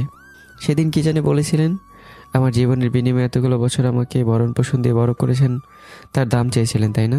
এই নিন আপনার দাম। আমি আরেকটা ব্যাগ হাতে নিয়ে সেটা থেকে টাকা বের করে রাগে বাবার মুখে ছুঁড়ে মারলাম। এমন অপমান হয়তো পৃথিবীতে কোনো ছেলে তার বাবাকে স্বপ্নেও করেনি, কিন্তু সে বাবা তার সন্তানের জীবনের পরিবর্তে তার কাছে তার ভরণ পোষণের টাকা ফেরত চায়, তার সাথে এসে ভালো ব্যবহার করা আমার পক্ষে সম্ভব না। হোক সে আমার পালিত বাবা। গুনে নিন, যা চেয়েছিলেন তার চেয়ে 10 লক্ষ টাকা বেশি দিয়েছি। যদি মনে হয় আরও বেশি লাগবে তাহলে এখনই বলতে পারেন, আমি চেক দিচ্ছি, ব্যাংক থেকে তুলে নেবেন। তুই আমাকে এতটা খারাপ লোভী ভাবিস? কান্না নাকি কষ্টে বাবার কণ্ঠ একদম ধরে আসছে, তবু অনেক কষ্টে কথাটি বলল। যে বাবা তার পালিত ছেলেকে নিজের ঘাড়ে বোঝা ভাবে, তার বিনিময়ে তার ছোট ছেলের থেকে ভরণ পোষণের টাকা ফেরত চায়, তাকে লোভী আর খারাপ ভাববো না তো কী ভাববো? বাবা নিশ্চুপ। বাবা মুখ ফুটে কিছু বলতে চেয়েছিল কিন্তু পারল না, হয়তো কষ্টে বা কান্নায় তার গলা ধরে আসছে। তুমি আরোহী, এখন আপনাকে একটা প্রশ্ন করি, কষ্ট করে তার উত্তরটা কি দিবেন? কি কথা? আরে কাঁপা কাঁপা কণ্ঠে বলল। হয়তো আরে বুঝতে পেরেছে আমি এমন কিছু জিজ্ঞাসা করব যা শুনতে ওর খারাপ লাগবে। তার আগে ভয় পেয়ে গেছে। আপনি যে মেয়েটাকে আমার সন্তান বলে বাড়িতে রেখেছেন, সে কার মেয়ে? সাগর, মুখ সামলে কথা বলো। তোমার অপরাধী আমি, তাই যা বলার আমাকে বলো, কিন্তু আমার মেয়ের সম্পর্কে একটা খারাপ কথাও বলবে না। কেন ভয় হচ্ছে? যাতে করে জানতে পেরে যাব মেয়েটার আসল বাবাকে। আসল নকল নেই, তুমিই ওর বাবা। আমার তো সন্দেহ হচ্ছে, কারণ তুই যে চরিত্রহীন, না জানি কার পাপের ফসল আমার ঘাড়ে এনে ফেলছিস। হয়তো কোনো একদিন দেখা যাবে তোর মতো তোর মেয়ে চরিত্রহীন বের হবে, তখন তো দোষ না থাকা সত্ত্বেও আমার ঘাড়েই দোষ পড়বে সব। সাগর! কথাটা বলার সাথে সাথে আরোহী চিৎকার দিয়ে আমার গালে থাপ্পড় বসিয়ে দিল। আরোহী থাপ্পড়টা এত জোরে মেরেছে যে আমি নিয়ন্ত্রণ হারিয়ে মেঝেতে পড়ে গেলাম। কোনো মতো মেঝে থেকে উঠে আগের মতো হাফ বসা অবস্থায় আরোহীর দিকে তাকালাম। আরোহী আমাকে ওর দিকে তাকাতে দেখে বলল, তোর অপরাধে আমি, তোর যা বলার আমাকে বল। আমাকে চরিত্রহীনা, মিথ্যাবাদী, বিশ্বাসঘাতক যা বলার আমাকে বল, আমি মেনে নিব। কিন্তু আমার মেয়ের নামে একটা খারাপ কথাও যদি বলিস তাহলে আমি তোকে ছেড়ে কথা বলবো না। আমি নিশ্চুপ হয়ে আছি। জানি আমি খারাপ, তোমার সাথে ভালোবাসার নাটক করে প্রতিশোধ নিয়েছি, কিন্তু এতে তো আমার মেয়েটার কোনো দোষ নেই। তাহলে তুমি ওকে এর ভেতরে টেনে আনছো কেন? কেন শুধু শুধু ওকে খারাপ কথা বলছো? ও তো তোমার সাথে কিছু করা নাই, না তোমাকে খারাপ কিছু বলেছে। জানি তুমি আমাকে খারাপ ভাবো, কিন্তু তুমি তো জানো আমি আর যাই হই না কেন চরিত্রহীনা না। প্রতিশোধ নেওয়ার জন্য তোমার সাথে ভালোবাসার নাটক করে, শারীরিক সম্পর্ক করে, তোমাকে তোমার পরিবারের মানুষের হাত দিয়ে মার খাইয়ে বাড়ি ছাড়া করেছি। আমি মানি এটা করা আমার জীবনের সবচেয়ে বড় ভুল ছিল, কিন্তু তুমি বিশ্বাস করো আমি আর কোনো ছেলের সাথে সম্পর্ক ছিল না। আমি শুধু তোমাকেই ভালোবেসেছি, তোমার মাঝেই নিজেকে সঁপে দিয়েছি, আর আমার অভাগা মেয়েটার বাবা শুধুই তুমি। আর এই কান্না করতে করতে আমার বুকে হেলে পড়ল। আমি এখনো নিশ্চুপ। ছোট থেকে মেয়েটা আমার ভুলের কারণে ওর বাবার ভালোবাসা পায় নাই, আর এখন যখন পেয়েছে তখন দয়া করে তুমি ওকে দূরে ঠেলে দিও না। আমি তোমার দু পা ধরে দয়া করে আমার মেয়েটাকে ওর একটু ভালোবাসা দাও। যদি এরপরেও আমার কথা তোমার বিশ্বাস না হয় তাহলে তুমি ওর সাথে তোমার ডিএনএ টেস্ট করিয়ে দেখতে পারো, তবুও আমার মেয়েটার নামে কলঙ্কের দাগ দিও না। কথাটা শেষ করে আরোহী কান্নায় ভেঙে পড়লো। এই মুহূর্তে আমার কি করা উচিত আমার মাথায় কিছুই ঢুকছে না। আরোহী আমাকে থাপ্পড় মেরেছে, তার জন্য আমার কি রাগ করা উচিত, নাকি আরোহীকে আরও কিছু বলা উচিত? আমার মাথায় এখন কিছুই ঢুকছে না। হঠাৎ করে আমার মাথা খুব ব্যথা করতে অনুভব করলাম, তাই উপায় না পেয়ে নিধিকে বললাম, নিধি। হ্যাঁ ভাইয়া বলো। এমন কোনো ঘর আছে যেখানে একটু বিশ্রাম করা যাবে? হ্যাঁ আছি তো। কোন ঘরটা? একটু আমাকে নিয়ে চল। অন্য ঘরে যাবে কেন, তোমার সেই আগের ঘরেই যাও। আচ্ছা। আমি আমার পা থেকে আরোহীর হাত সরিয়ে আমার ঘরের দিকে যেতে লাগলাম। আমি আমার ঘরের দিকে যেতে যেতে ভাবতে লাগলাম, যে রাগ, যে মিথ্যা অপবাদ, যে অবহেলা আমি ছোটোবেলায় পেয়েছি, সেই একই কাজ আমি শেষ পর্যন্ত আমার মেয়ের সাথেই করলাম। ছোটো থেকে এই পর্যন্ত আমার মেয়েটা বাবার ভালোবাসা পায়নি, আর এখন যখন পেল তখন আমি কিনা তাকে সন্দেহ করছি। ছি, কী করে পারলাম আমি এতটা খারাপ হতে? কী করে পারলাম আমার নিজের মেয়ের সম্পর্কে এত খারাপ কথা বলতে? এতদিন আমি আমার পালিত মা বাবা আর ভাইয়াকে খারাপ বলতাম, আর আজকে আমি আমার মেয়ের সম্পর্কে এত খারাপ কথা বলে তাদের জায়গায় চলে গেলাম। ছি, কী করে পারলাম আমি এসব বলতে? আমার মুখ দিয়ে একটু আটকলো না। আমি এসব বলছিলাম আর নিজেকে বারবার দোষ দিচ্ছিলাম, তার সাথে নিজের কাজের জন্য মনে মনে নিজেকে নিজেই থুতু দিচ্ছিলাম। দেখতে দেখতে আমি আমার ঘরে চলে আসলাম। আমি আমার ঘরে এসে কিছুটা অবাক হলাম, কারণ আমার ঘরটা আগের চেয়ে অনেক সুন্দর করে সাজানো। বাবু তুমি এসেছো, ভালোই করেছো। এখন তুমি আর আমি একসাথে খেলবো। জুনিয়র আরোহীর কথা শুনে বিছানার পাশে মেঝের দিকে তাকালাম। মেঝের দিকে তাকাতেই নিজের ইচ্ছের বিরুদ্ধে মুখের কোনো হাসি ফুটে উঠল। কারণ মেয়েটা সবগুলো খেলনা বের করে নিজের চারপাশে ছড়িয়ে ছিটিয়ে বসে রয়েছে। আমি জুনিয়র আরোহীকে দেখতে দেখতে বিছানায় গিয়ে শুয়ে পড়লাম। বাবু, কি হয়েছে তোমার? এমন করে শুয়ে বললে কেন? জুনিয়র আরোহী খেলনার মাছ থেকে উঠে বিছানায় এসে আমার পাশে বসলো। কিছু না রে মা, মাথাটা একটু ব্যথা করছে, তাই শুয়ে পড়লাম। তোমার মাথা ব্যথা করছে আর আমার বলছো কিছু হয়নি? জানো, মাথা মানুষের সবচেয়ে গুরুত্বপূর্ণ একটা অঙ্গ। মানুষের মাথা যদি কিছু হয় তাহলে মানুষ মারা যায়। তা পাকা বুড়ি, তোমাকে এসব কে বলেছে? পিসি। ও আচ্ছা। তুমি এখানে শুয়ে থাকো, আমি মাকে ডেকে আনি। কেন? মা এসে তোমার মাথায় ঔষধ লাগিয়ে দিবে। না রে মামনি, আমার মাথায় ওষুধ লাগাতে হবে না, একটু শুয়ে থাকলে মাথা ব্যথা চলে যাবে। তাহলে তুমি শুয়ে থাকো, আমি তোমার মাথা টিপে দিই। তুমি মাথা টিপে দিতে পারো? আমি সব পারি। এখন তুমি লক্ষ্মী ছেলের মতো চুপচাপ শুয়ে পড়ো তো।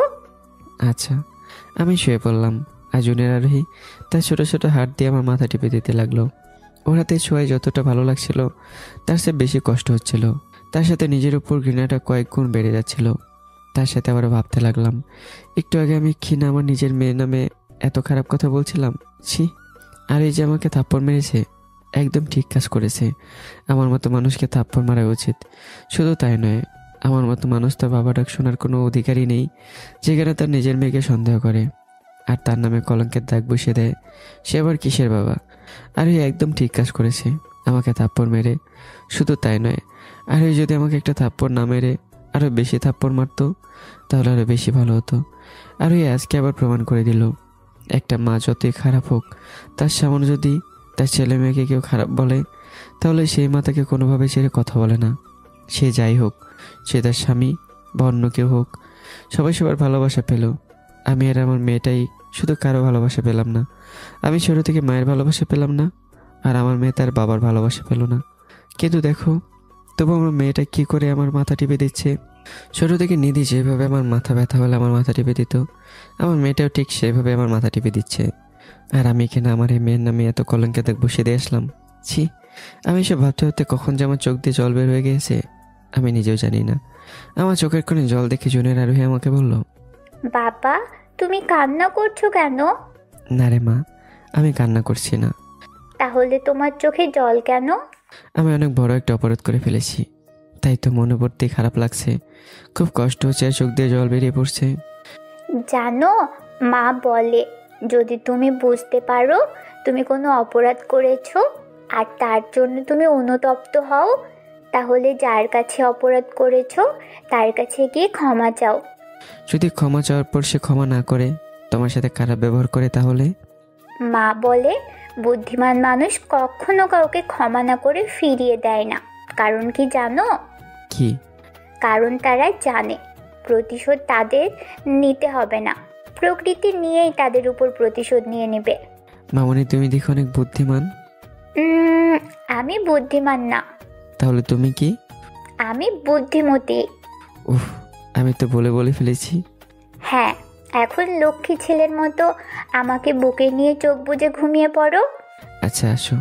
আমি হাত বাড়িয়ে দিলাম আর জুনিয়র আরোহী ঝাঁপ দিয়ে আমার বুকে চলে আসলো।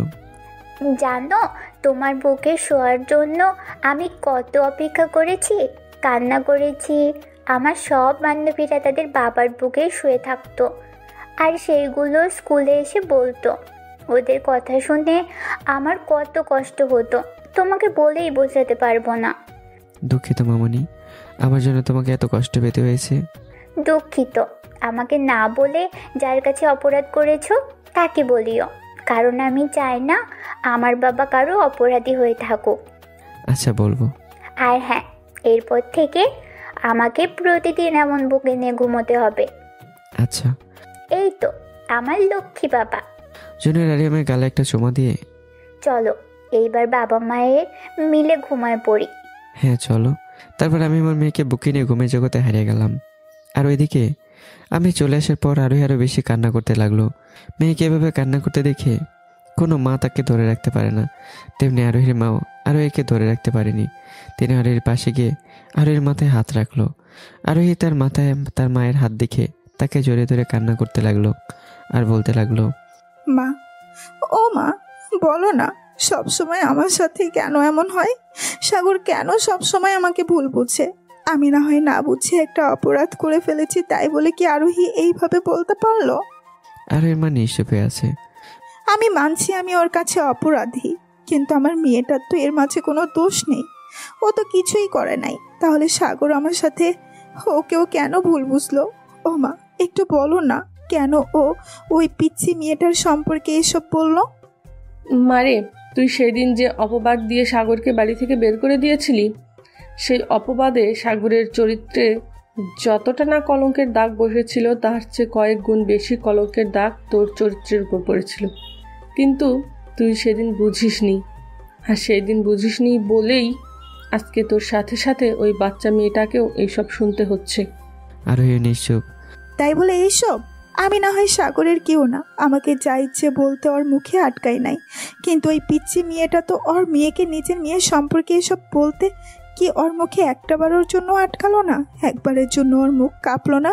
আর একবারের জন্য খেয়াল হলো না ও কার সম্পর্কে এইসব বলছে? অশ্রুভরা চোখে আরোহী তার মায়ের দিকে তাকালো।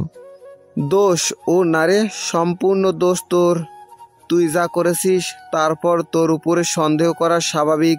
সাগরের জায়গায় যদি অন্য কেউ হতো তাহলে সেই একই প্রশ্ন করতো। কারণ কি জানিস? কি? কারণ তুই ওর সাথে এমন একটা জিনিস নিয়ে নাটক করেছিস যার ফলে এইসব করা অস্বাভাবিক কিছু না। আর তুই হয়তো ভাবছিস সাগর তার মেয়েকে কি করে এইসব বলল, কিন্তু সাগর মূলত ওই কথাগুলো ওর মেয়েকে বলেনি বা বলতেও চায়নি। ওর কথা মূল্য কেন্দ্র বিন্দু ছিল তোর চরিত্রের উপর। ওর কোনো ইচ্ছে বা উদ্দেশ্য যা বলিস না কেন তার কোনোটাই ছিল না ওর মেয়েকে কিছু বলা। বাবা, আমি কি সত্যিই এতটা খারাপ যে সাগর এত খারাপ কথা বলল? জানি আমি 7 বছর আগে একটা অপরাধ করেছি, এতগুলো বছর কেটে গিয়েছে, তবুও কি সাগর আমার অপরাধ ভুলে আমাকে ক্ষমা করতে পারে নাই? মারে, তুই যা করেছিস তার হয়তো ক্ষমা হয় না, আর ক্ষমা হলেও তার সাথে সাথেই চাইলে ক্ষমা পেয়ে যাওয়ার একটা সুযোগ ছিল। কিন্তু কি বাবা? কিন্তু এখন অনেকগুলো বছর কেটে গিয়েছে। এখন তোর প্রতি সাগরের যে রাগ ছিল তা অভিমানের পাহাড়ে পরিণত হয়েছে। সেই অভিমানের পাহাড়ে এক ছোট্ট রূপ আজকে সাগর দেখিয়েছে। বাবা, তাহলে কি সাগরের মনের এই অভিমানের পাহাড় কখনো গলবে না? আমি কি ওর মনে কখনো একটু জায়গা পাবো না? জায়গা তো তুই পেয়েছিলি, কিন্তু তখন প্রতিশোধের আগুনে সেই জায়গা পুড়িয়ে নষ্ট করে ফেলেছিস। এখন আবার জায়গা পেতে হলে নতুন করে তোকে চেষ্টা করতে হবে। আমি যখন নষ্ট করেছি তখন আমাকেই সেই জায়গায় ফিরে পেতে হবে, আর যতদিন না পাবো ততদিন চেষ্টা করে যাব।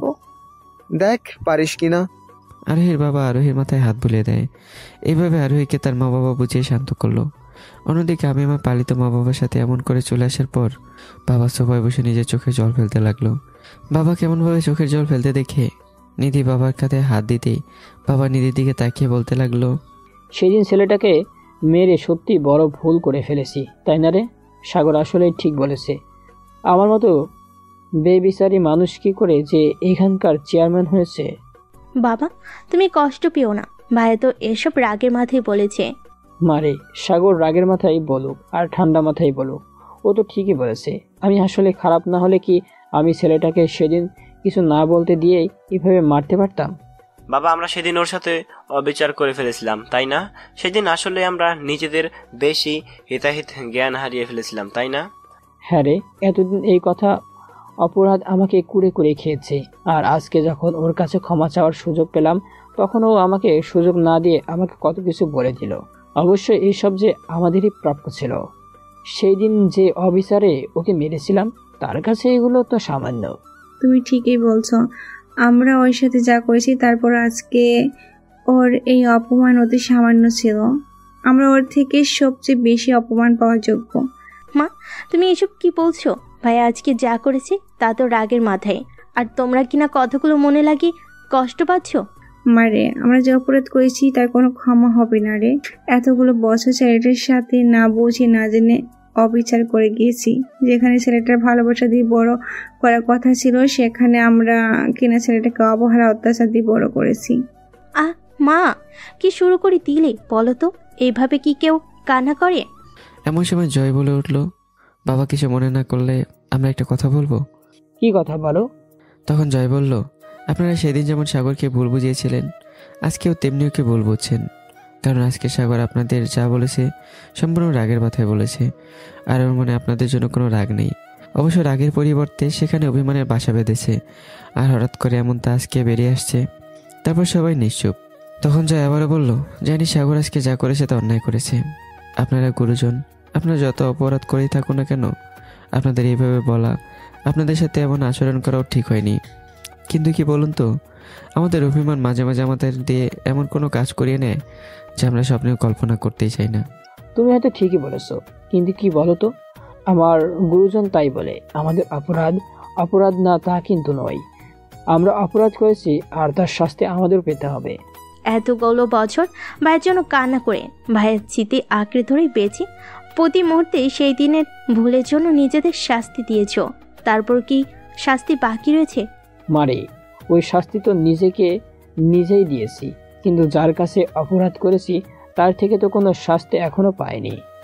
তারপর জয় আবারও বলল, আমি বলি কি, এই শান্তির কথা বলে আপনারা সবাই মিলে সাগরকে একটু ভালোবাসুন, দেখবেন ও আপনাদের ক্ষমা করে কাছে টেনে নেবে। কি বলুন তো, সতে হলো তো ও আপনাদের সাথে অনেকগুলো বছর কাটিয়েছে। হ্যাঁ বাবা, জয় একদম ঠিক বলেছে। এবার তোমরা শাস্তির কথা বলে ভালোবাসা দিয়ে ভাইয়ের অভিমানটা ভাঙাও, দেখবে তাহলে আবার আগের মতো সব ঠিক হয়ে যাবে। তুই যখন বলেছিস তাহলে এটাই একবার করে দেখি কি ফল হয়। আচ্ছা, তুমি তাহলে দাঁড়াও, আমি ভাইয়াকে ডেকে নিয়ে আসছি। আচ্ছা যা। নিধি, দাঁড়াও। কেন বৌদি? আমি তোমার ভাইকে ডেকে আনছি। ও এসেছে, পরে ওর কাছে ক্ষমা চাওয়া হয় নাই। এই সুযোগে যদি একটু ক্ষমা চাইতে পারি। আচ্ছা তাহলে যাও। আরে কি মনে করে যেন টাকাগুলো পাশে রাখা ব্যাগে ভরে আমার রুমে আসলো। সেখানে এসে আরোহী বাঁধলো আরেক ঝামেলা। আরোহী আমার রুমে আসার পর দেখতে পেল আমি ঘুমিয়ে পড়েছি, আর জুনিয়র আরোহী আমার বুকের উপর গুটিসুটি মেরে শুয়ে রয়েছে। আরোহী আমাদের এই অবস্থায় দেখার পর আরোহীর চোখ দিয়ে একাই চোখের জল পড়তে লাগলো। আরোহী কিছু সময় আমাদের দিকে তাকিয়ে রইল। তারপর আরোহীর মনে পড়ল আরোহী এখানে আমাকে ডাকতে এসেছে। তাই আরোহী আমাকে জাগানোর জন্য এক পা করে বিছানার কিনারে এগিয়ে যেতে লাগলো। তখনই আরোহীর পায়ে কিছু লাগলো। আরোহী নিচের দিকে তাকিয়ে দেখলো খেলনা। আরোহী খেলনাগুলো দেখে বিড়বিড় করে বলতে লাগলো, না, মেয়েটাকে নিয়ে আর পারি না। কিছু সময় হলো বাবা খেলনা কিনে দিয়েছে, আর উনি কিনা সবগুলো এখানে মেলে রেখে দিয়েছে। এখনো নাকি সে কি কাণ্ড! এমন করলে কি চলে? কেউ কি এভাবে খেলনাগুলো ফেলে রাখে? আর সাগরেরই বা কি আক্কেল? এত বড় মেয়েকে কি কেউ এতগুলো খেলনা কিনে দেয়? শুধু শুধু টাকা নষ্ট করার ধান্দা। আরোহী বিড়বিড় করে কথাগুলো বলতে বলতেই খেলনাগুলো গুছিয়ে এক জায়গায় রাখলো। যে আরোহী খেলনাগুলো গুছিয়ে এক জায়গায় রেখে আমাকে দেখার জন্য বসা থেকে উঠে দাঁড়াতে দাঁড়াতে বিছানার দিকে তাকালো, তখন আরোহী ভয় পেয়ে গেল। আরও বলে মৃদু করে চিৎকার দিয়ে মাটিতে বসে গেল। আরোহীর এমন চিৎকার করার কারণ হলো জুনিয়র আরোহী আমার বুকের উপর শুয়ে এতটা সময় আরোহীর দিকে তাকিয়েছিল। আর আরোহী হঠাৎ করে তাকিয়ে থাকতে দেখে ভয় পেয়ে গেল। পিচিটা মাকে এইভাবে ভয় পেতে দেখে মৃদু শব্দ করে হি করে এসে উঠল। আরোহী এইভাবে হাসতে দেখে বলতে লাগলো, শয়তান মেয়ে, মাকে ভয় দেখিয়ে এখন হাসা হচ্ছে, তাই না? আমি তোমাকে ভয় দেখালাম কখন? তুমি নিজেই তো আমার দিকে তাকিয়ে ভয় পেয়ে গেলে। তোমাকে না দেখলাম তোমার বাবার বুকে ঘুমিয়ে থাকতে, তাহলে তুমি আমার দিকে তাকালে কিভাবে? আমি তো ঘুমাইনি। তাহলে কি করছিলে? আমি বাবুর বুকে শুধু শুয়েছিলাম। অনেক দিন পর বাবুকে পেয়েছি, তাই শুয়ে দেখছিলাম বাবুর বুকে শুতে কেমন লাগে। জুনিয়র আরোহীর কথা শুনে আরোহীর বুকটা কেঁপে উঠল। তা তোমার মতো তোমার বাবু কি ঘুমানোর ভান ধরে রয়েছে নাকি ঘুমিয়ে পড়েছে? বাবু ঘুমিয়ে পড়েছে। ও, এখন তাহলে বাবুর বুক থেকে উঠো। কেন? কারণ তোমার বাবুর সাথে আমি এখন কিছু কথা বলবো, তাই ওনাকে ডাকতে হবে। না, তুমি এখন বাবুকে ডাকতে পারবে না। জুনিয়র আরোহী আমার বুক থেকে উঠে আরোহীর সামনে গিয়ে বসে ওকে আটকানোর চেষ্টা করলো। কেন? বাবুর মাথা ব্যথা করছে, তাই বাবু একটু ঘুমিয়েছে। তুমি এখন বাবুকে ডাক দিলে বাবুর মাথা ব্যথা আরো বেড়ে যাবে, তাই তুমি এখন বাবুকে ডাকতে পারবে না। আমাকে তোমার বাবুকে ডাকতে দাও, ওনার সাথে আমার অনেক গুরুত্বপূর্ণ কথা আছে। তারপর আবার ওনার সাথে তোমার ঠাকুরমা ঠাকুরদাদাও কথা বলবে, তাই ওনাকে আমাকে উঠাতে হবে। আমি একবার না বলেছি না এখন বাবুকে ডাকা যাবে না, তো এখন বাবুকে ডাকা যাবে না। আরোহী, তুমি না আমার লক্ষ্মী মেয়ে, তাই মাকে মায়ের কাজ করতে দাও। তুমি তোমার খেলনাগুলো দিয়ে খেলো। আরোহী জুনিয়র আরোহীকে ধরে বিছানায় থেকে নামিয়ে নিল। তারপর আরোহী আমাকে ডাকার জন্য আমার দিকে আসতে লাগলো। জুনিয়র আরোহী কী করবে বুঝতে না পেরে দৌড়ে দরজার কাছে চলে গেল। সেখানে দরজার পাশে রাখা একটা লাঠি নিয়ে আসলো। লাঠিটা দিয়ে আরোহী প্রায় সবসময় জুনিয়র আরোহীকে বেশি দুষ্টুমি করলে ভয় দেখানোর জন্য রেখেছিল। এদিকে আরোহী আমাকে ডাকার জন্য যে আমার শরীরে হাত দেবে, ঠিক তখনই জুনিয়র আরোহী লাঠি দিয়ে আস্তে করে আরোহীর হাতে বাড়ি মেরে দিল। আহ! আস্তে, চিৎকার করো না, না হলে বাবু জেগে যাবে। জুনিয়র আরোহী দৌড়ে গিয়ে মায়ের মুখ ধরে ফেললো। তুমি আমার হাতে বাড়ি মারলে কেন? আরোহী জুনিয়র আরোহীর হাত মুখের উপর থেকে সরিয়েই, তুমি বাবুকে ডাকতে গিয়েছিলে তাই মেরেছি। আমি বললাম না তোমার বাবার সাথে আমার আর তোমার ঠাকুরমা ঠাকুরদাদার কিছু কথা আছে, তা বলবো। এখন বাবুর সাথে কোনো কথা হবে না। বাবু ঘুম থেকে ওঠার পর যা বলার বলিও। কিন্তু কোনো কিন্তু বলুন তো আমি শুনবো না। তুমি এখন এখান থেকে যাও, না হলে আবার কিন্তু মারবো, তখন আমাকে আর কিন্তু কিছু বলতে পারবা না। তুই আমাকে মারবি, আমি বুঝি চুপ করে থাকবো?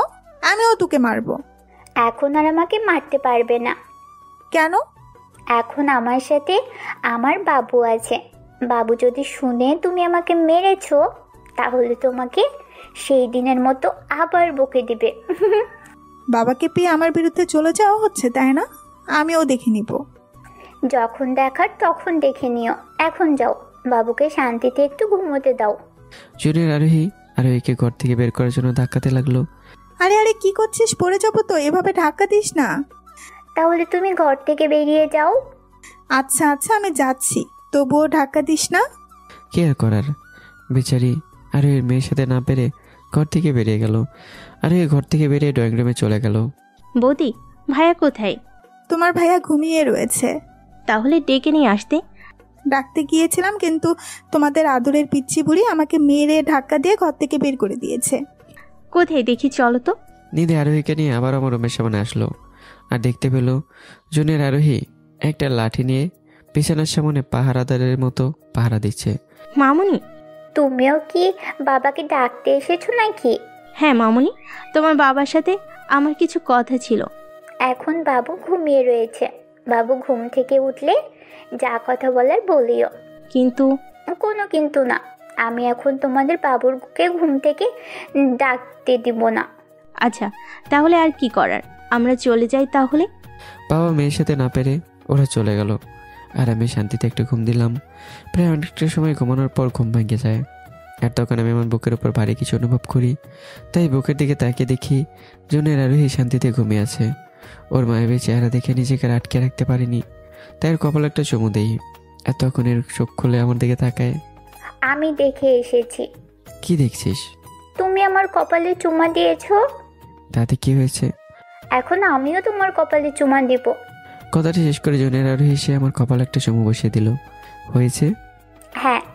এখন বল, তুই ঘুমাসনি? না। তাহলে এতটা সময় কি করছিলি? তোমাকে পাহারা দিচ্ছিলাম। কেন? যাতে তোমার ঘুম কেউ না ভাঙাতে পারে। আমার ঘুম আবার কে ভাঙাবে? কে আবার? মা আর পিসি। ওনারা এসেছিল নাকি আমার ঘুম ভাঙাতে?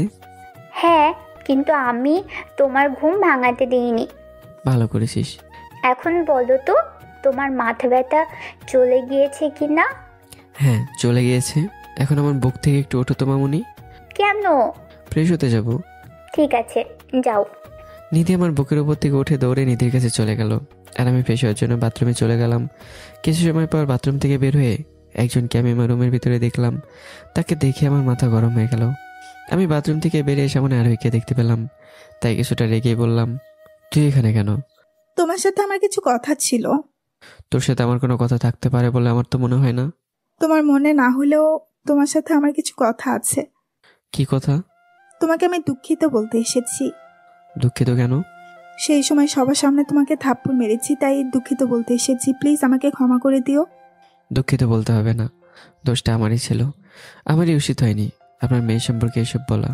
যে কোনো মা তার মেয়ের সম্পর্কে এসব বলতে শুনলে এমন আচরণই করবে। আমি দুঃখিত। তোমার দুঃখিত বলতে হবে না, আমি যা করেছি তারপরেও এমন ব্যবহার করাই স্বাভাবিক। কথা শেষ?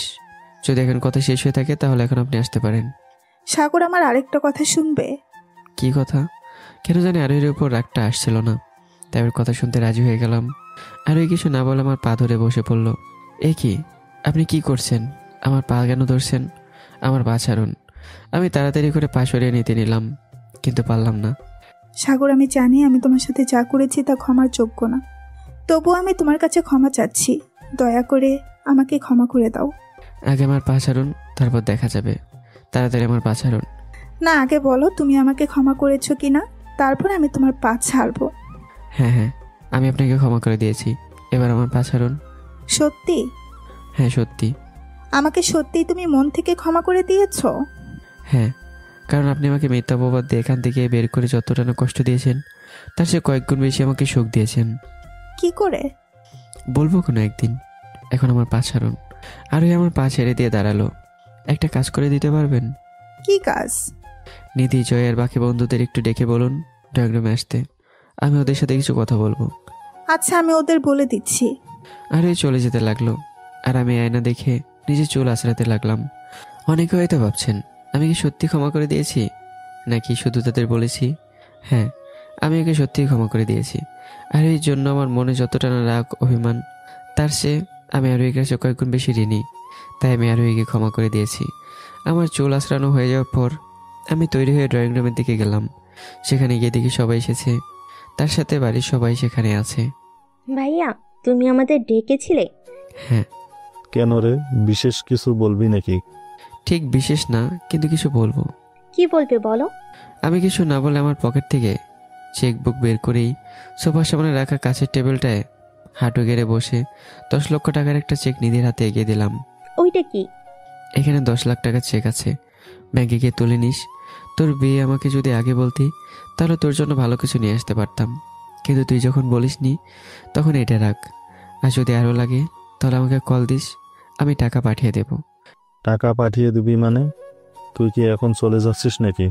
হ্যাঁ রে, আমাকে এখন চলে যেতে হবে। অফিসে অনেক কাজ পড়ে রয়েছে, আমি না গেলে সেগুলো কি করবে? আমার থেকে তোমার কাছে তোমার কাজ বেশি গুরুত্বপূর্ণ হয়ে গেল? আরে পাগলি, কান্না করছিস কেন? আর আমি কি একবারে বলেছি তোর থেকে আমার কাজ বেশি গুরুত্বপূর্ণ? আমার চোখের জল তোমার মুছতে হবে না, যাও তুমি। আর তোমার এই টাকাও আমার লাগবে না। রেগে আমার হাত ছড়িয়ে দিয়ে চেকটা টান দিয়ে ছেড়ে ফেললো। আরে কি করছিসটা কি? আর এমন রাগ করছিস কেন? রাগ করছে কেন? তুই বুঝি জানিস না? আমি জানবো কি করে? আমাকে কেউ বলেছে? কেন তুই বুঝিস না ও কেন রাগ করেছে? এতদিন পর তোকে দেখেছে, তোকে পেয়েছে, আর তুই কিনা ওর সাথে ঠিক মতো কথা না বলে ওর সাথে সময় না কাটিয়ে চলে যেতে চাচ্ছিস। এই, তুই ওকে এত ভালোবাসিস? তোরা আবার ওর প্রতি আমার ভালোবাসা টেনে আনছিস কেন? আনবো না কেন? তোর কথা শুনে মনে হচ্ছে তুই নিধিকে তো ভালোবাসিস না, আর আমাদের কথা তো বাদই দিলাম। আরে আরে, তোরা আবার কি শুরু করে দিলি? এইভাবে কি রাগ করলে চলে? তুই রাগ করে আমাদের সাথে সময় না কাটিয়ে চলে যেতে পারবি, আর আমরা রাগ করলেই দোষ। আমি আবার রাগ করে চলে যাচ্ছি কোথায়? কি বলছিস তোরা এইসব?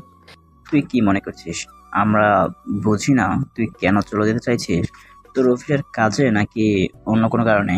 থাক জয়, তোমরা আর ওনাকে বোঝাতে যেও না। ওনার যদি চলে যেতে ইচ্ছে হয় তাহলে উনি চলে যাক, তোমরা আর ওনাকে বাধা দিও না। উনি যদি আমাকে সত্যি ভালোবাসতো তাহলে আমার সাথে ভালো মতো কথা বলে আমার সাথে কিছুদিন কাটিয়ে এইভাবে চলে যাওয়ার সিদ্ধান্ত নিত না। নিধি কান্না করতে করতে সোফায় গিয়ে বসে পড়লো। আরে আরে পাগলি বোন আমার, তুই তো জানিস আমি তোকে কতটা ভালোবাসি, তারপর এইভাবে বলছিস? তুমি যদি আমাকে সত্যি ভালোবাসতে তাহলে আজকে এইভাবে চলে যাওয়ার কথা বলতে পারতে না।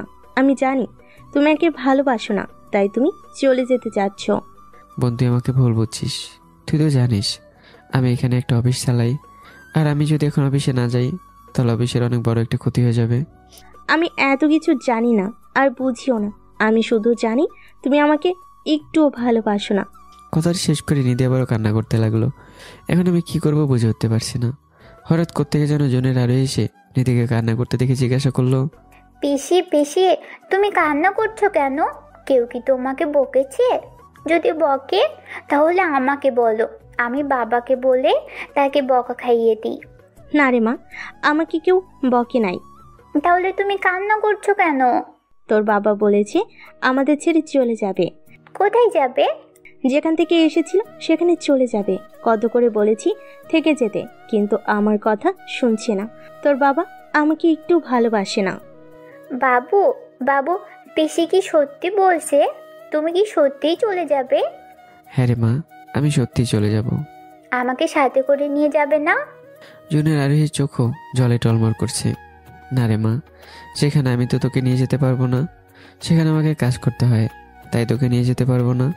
তাহলে আসবে কবে, কখন? জানি না রে মা, হয়তো আবার অনেক দিন পর আসতে পারি, আবার নাও আসতে পারি। আহা, তাহলে আমি তোমাকে যেতে দিব না, আমিও তোমার সাথে যাব।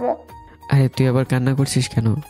আমি তোমাকে যেতেই দিব না, তোমাকে আমি আমার সাথেই রাখবো। তুমি আমাকে ছেড়ে কোথাও যেতে পারবে না। শুরু হয়ে গেল দুই পাগলির কান্না। এতটা সময় এক নিধির কান্না থামানোর পথ খুঁজে পাচ্ছিলাম না, এখন আবার আরেকজন এসে হাজির হয়েছে। অফিসের তেমন কাজের চাপ নেই, কিন্তু এখানে থাকার ইচ্ছেও নেই, কারণ এখানে থাকলেই মা বাবা আর ভাইয়ের অত্যাচারের কথা মনে পড়ে কষ্ট পাবো। তাছাড়া তারা চোখের সামনে বারবার অশ্রু ভরে চোখ দিয়ে সামনে আসলে কতটা সময় বা নিজের অভিমান ধরে রাখতে পারবো কে জানে। তাই যত দ্রুত সম্ভব চলে যেতে চাচ্ছি, কিন্তু ওরা দুজন যা শুরু করলো, তারপর যেতে পারবো কিনা জানি না। তাই আমার দুই গালে দুই হাত দিয়ে ওদের কান্না দেখতে লাগলাম। সাগর, আমরা জানি তুই আমাদের জন্য এইখানে থাকতে চাচ্ছিস না, কিন্তু ভয় পাস না, আমরা তোর সাথে নতুন করে কিছু করব না, তাই তুই এইখানে থেকে যা। হ্যাঁ, তোর বাবা একদম ঠিক বলেছে। এতগুলো বছর পর এসেছিস, কিছুদিন না হয় নিজের সাথে কাটিয়ে মেয়েটা তোর জন্য প্রতিদিন কান্না করে। তুই যদি এখন চলে যাস তাহলে অনেকেই অনেক কষ্টে পাবে। জানি তুই আমাদের উপর রাগ করে রয়েছিস, তোর রাগ অস্বাভাবিক না, কিন্তু আমাদের উপর রাগ করে দয়া করে তুই ওদের দুজনকে কষ্ট দিস না। আমি কিছু না বলে নিধি আর জুনের আরোহীর দিকে তাকালাম। ওরা এখনো কান্না করছে। কিছু সময় ওদের দিকে তাকিয়ে থাকার পর আমি উঠে দাঁড়িয়ে বাইরের দিকে হাঁটতে লাগলাম। ভাইয়া, তুমি কি চলে যাচ্ছ? হ্যাঁ, যাবেই তো। তুমি তো আমাকে ভালোই বাসো না, আমার জন্য তোমার অফিস কামাই করবে। বাবু বাবু, যেও না, আমি তোমাকে ছাড়া থাকতে পারবো না। যেও না বাবু, আমাকে ছেড়ে যেও না। জুনের আরোহী কান্না করে আমার দিকে আসতে আসতে নিধি জুনের আরোহীকে আটকে রেখে, বুড়ি, তুই কান্না করিস না, তোর বাবু আমাদের কাউকে ভালোবাসে না, তাই দেখছিস না চলে যাচ্ছি। কান্না করিস না, আর ওনাকে যেতে দে। ভাইয়া। সাগর, দেখো মেয়েটা কেমন কান্না করছে, আর মুখের দিকে তাকিয়ে অন্তত কিছুদিন থেকে যাও। আরে বাবা, তোদের আর ভাব করতে হবে না, আমি কোথাও যাচ্ছি না। আমি বাইরে যাচ্ছি একটা ফোন করতে, দেখি ছুটি নিতে পারি কিনা। যদি পারি তাহলে তোদের সাথে আরো কিছুদিন থেকে যাব। তুমি সত্যি বলছো? হ্যাঁ। ইয়ে, কত মজা কত মজা। বাবু আমাকে ছেড়ে কোথাও যাবে না। ইয়ে। দাঁড়া, আগে একটা কল করে নেই, তারপর তোদের বলছি।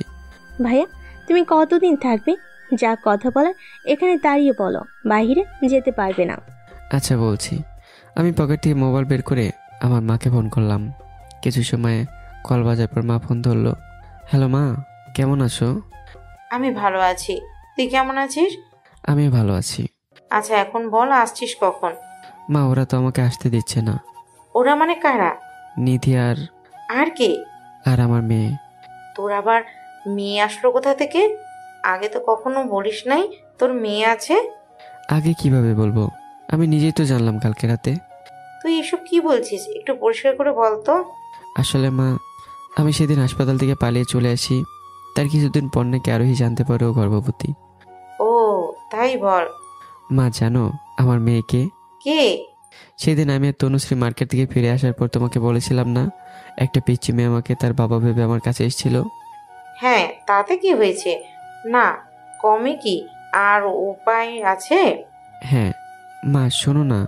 হ্যাঁ শুনছি, বল। আমি কিছুদিন এখানে থাকি। তোর ওইখানে থাকতে ইচ্ছে করছে নাকি?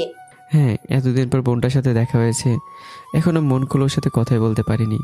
তার উপর নিজের মেয়েটাকে পেয়েছি, ওকে ছাড়া থাকবো কি করে তুমি বলো? এতই যখন মন চাচ্ছে তাহলে ওদের দুজনকে নিয়ে আমাদের বাড়িতে চলে আয়। মা তুমিও না, কালকে মাত্র নিধির বিয়ে হয়েছে, আর আজকে ওকে নিয়ে আসি কি করে? ও এখনো তো শ্বশুর বাড়িতে যায়নি। তাও ঠিক। তার উপর আবার চলে আসার কথা শুনে ওরা দুজন কান্না শুরু করে দিয়েছে।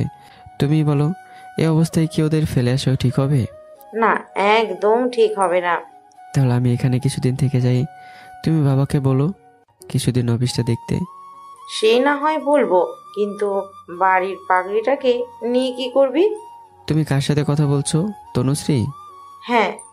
ওকে তুমি যেভাবে পারো বোঝাও। আমি ওকে কিভাবে বুঝাবো? আমি ওর পাল্লায় পড়তে চাই না, ওকে বোঝানোর দায়িত্ব তোমার। আমি ওকে বুঝাবো কি করে? তুই তো জানিস ও কত পাগলি। আমি এত কিছু জানি না আর বুঝিও না, তুমি ওকে বুঝিয়ে আর বাবাকে কিছুদিন অফিস সামলাতে বলো। কিন্তু বাই, আমি রাখলাম। আমি কল কেটে মোবাইল পকেটে ঢুকিয়ে নিজের দিকে তাকাতে দেখলাম সবাই অবাক হয়ে আমার দিকে তাকিয়ে রয়েছে। কিরে, তুই এমন করে তাকিয়ে রয়েছিস কেন? তুমি বলে তুমি ফোন করে অফিস থেকে ছুটি নিবে, কিন্তু তুমি কাকে ফোন করলে? যাকে ফোন করলে ছুটি পাওয়া যাবে তাকেই তো ফোন করেছি। সাগর, তুই ফোন করে মা বাবা কাকে বললি? কাকে? কেন? আমার মা বাবাকে মা বাবা বলেছি। তোর মা বাবা মানে? আমার মা বাবা মানে আমার মা বাবা। এতে তো অবাক হওয়ার কি আছে? তোর আসল মা বাবা নাকি? ভাইয়া অর্ধেক কথা বলে চুপ হয়ে গেল। আমার আসল মা বাবাই, না হলে কি আমাকে কুত্তায় কামড় দিয়েছে যে আবার অপরিচিত কাউকে মা বাবা ডেকে তাদের ঘাড়ের বোঝা হয়ে কিছুদিন পর মার খাবো? ভাই আবারও মাথা নিচু করে নিল। তুমি ওনাদের কোথায় পেলে? একদিন যেমন তোর বাবা আমাকে রাস্তায় পেয়েছিল, তেমনি একদিন আমি আমার আসল মা বাবাকে রাস্তায় পেয়েছি। সাগর, বাবা আমরা জানি আমরা তোর সাথে যা করেছি, তারপরে তুই আমাকে কোনোদিনও ক্ষমা করবে না। তবু পারলে দয়া করে আমাদের ক্ষমা করে দে। আমি তোর সামনে হাত জোড় করছি। আর যদি ক্ষমা করতে না পারিস, অন্তত সেই কথাগুলো বারবার বলে আমাদের আর কষ্ট দিস না। বাবা হাত জোর করে আমার সামনে বসে পড়লো। বাবার চোখের কোণে জল বেরিয়ে পড়লো। যেই দিন আমরা সত্যিটা জানতে পারলাম সেদিন বুঝতে পেরেছি আমরা কত বড় ভুল করেছি। সেদিন নিধির মাথা ফাটার কারণ না জেনেই তোর উপর বছরের পর বছর অত্যাচার করে গিয়েছি। তারপর আবার সেই দিন সব একটা মিথ্যা নাটকের কারণে তোকে মেরে ফেলতে চেয়েছিলাম। এত কিছু করার পরে সত্যি কাউকে কোনোদিন ক্ষমা করা যায় না। তবুও বলছি ভাইয়া, দয়া করে আর আমাদের অপমান করে কথা বলিস না। এই অপমান আর আমরা নিতে পারছি না। জানি আমরা ভুল করেছি, চাইলেও আর সেই ভুল মুছে ফেলতে পারবো না, কিন্তু তুই সুযোগ দিলে সেই ভুল শুধরে নিতে পারি। যদি তুই না চাস তাহলে সুযোগ দিস না। তবুও দয়া করে আমাদের আর অপমান করে কথা বলিস না। যদি অপমান করে কথা বলতে ইচ্ছে করে তাহলে তোর যা মন চায় আমাকে বল, কিন্তু দয়া করে বাবাকে কিছু বলিস না। আমি চোখের সামনে বাবাকে এইভাবে অপমান হতে দেখতে পারবো না। নিশ্চয় ভাই, আমি বড় হয়ে তোর পায়ে ধরি, দয়া করে তুই আর আমার চোখের সামনে বাবা মাকে আর অপমান করিস না। তোর মনে যদি আমাদের জন্য প্রতিঘৃণা থাকে, রাগ থাকে, তাহলে তুই চাইলে আমাকে প্রাণে মেরে ফেল। আমার পা ধরতে এসেছে, কিন্তু আমি দূরে সরে গেলাম। আমাকে মেরে তোর মনে যত রাগ ক্ষোভ আছে সবকিছু মিটিয়ে নে। তবুও দয়া করে আমার বাবা মাকে আর অপমান করিস না। আমি হাত জোর করে বলছি, দয়া করে তুই আমার বাবা মাকে অপমান করিস না।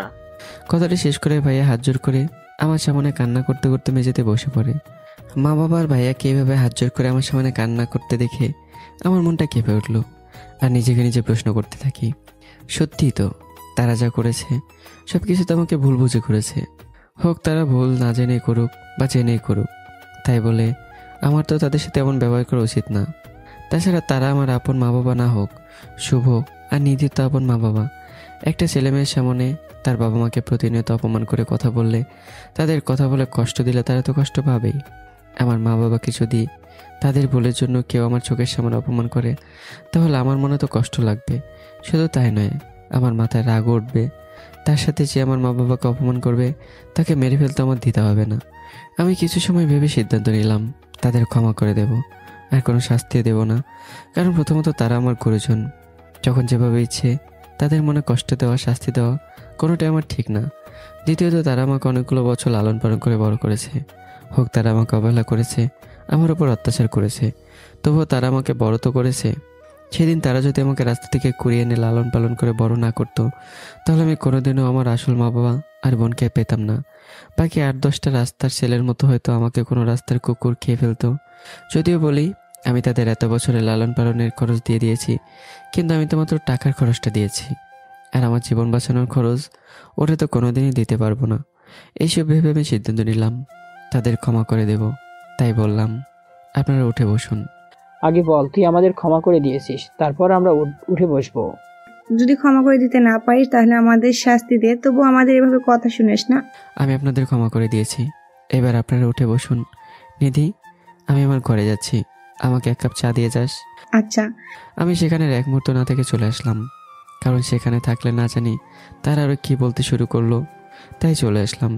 কিছু সময় পর আরোহী এক হাতে একটা কাপ নিয়ে আমার ঘরে আসলো। আপনি আবার এখানে আসলেন কেন? আমি তোমার চা দিতে এসেছি। নিধি কোথায়? কালকে মাত্র ওর বিয়ে হয়েছে, তাই সবাই ওকে নিয়ে একটু ব্যস্ত, সেই কারণে আমি চা নিয়ে এসেছি।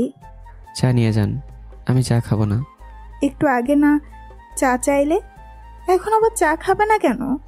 যখন চেয়েছি তখন চা খেতে মন চেয়েছিল, আর এখন মন চাচ্ছে না তাই নিয়ে যেতে বলেছি। মন চাচ্ছে না দেখে ফিরিয়ে দিচ্ছ, নাকি আমি চা এনেছি বলে ফিরিয়ে দিচ্ছ? বুঝতে যখন পেরেছেন তখন দাঁড়িয়ে রয়েছেন কেন? চা নিয়ে চলে যান। তুমি এখনো আমাকে মন থেকে ক্ষমা করতে পারো নাই, তাই না? আমি কালকে বলেছি আর আজকে বলছি, আমি আপনাকে ক্ষমা করে দিয়েছি। এক কথা বারবার বলতে আমার ভালো লাগে না। কিন্তু তোমার কথা শুনে তো মনে হচ্ছে তুমি আমাকে ক্ষমা করে দিয়েছো। আমি আপনাকে ক্ষমা করে দিয়েছি, এর মানে এই নয় যে সব কিছু বলে আপনাকে আপন করে নিয়ে আগের মতো আমার মনে বসিয়ে দেব, যার জন্য আপনার সাথে আমার ভালো করে কথা বলতে হবে। আমার জন্য তোমার মনে এখনো ঘৃণা রয়েছে, তা আমি স্পষ্ট বুঝতে পারছি। তোমার মনে আমার প্রতি এক ঘৃণা থাকার সত্ত্বেও তুমি আমাকে কেন ক্ষমা করে দিলে, তা কি একটু বলবে?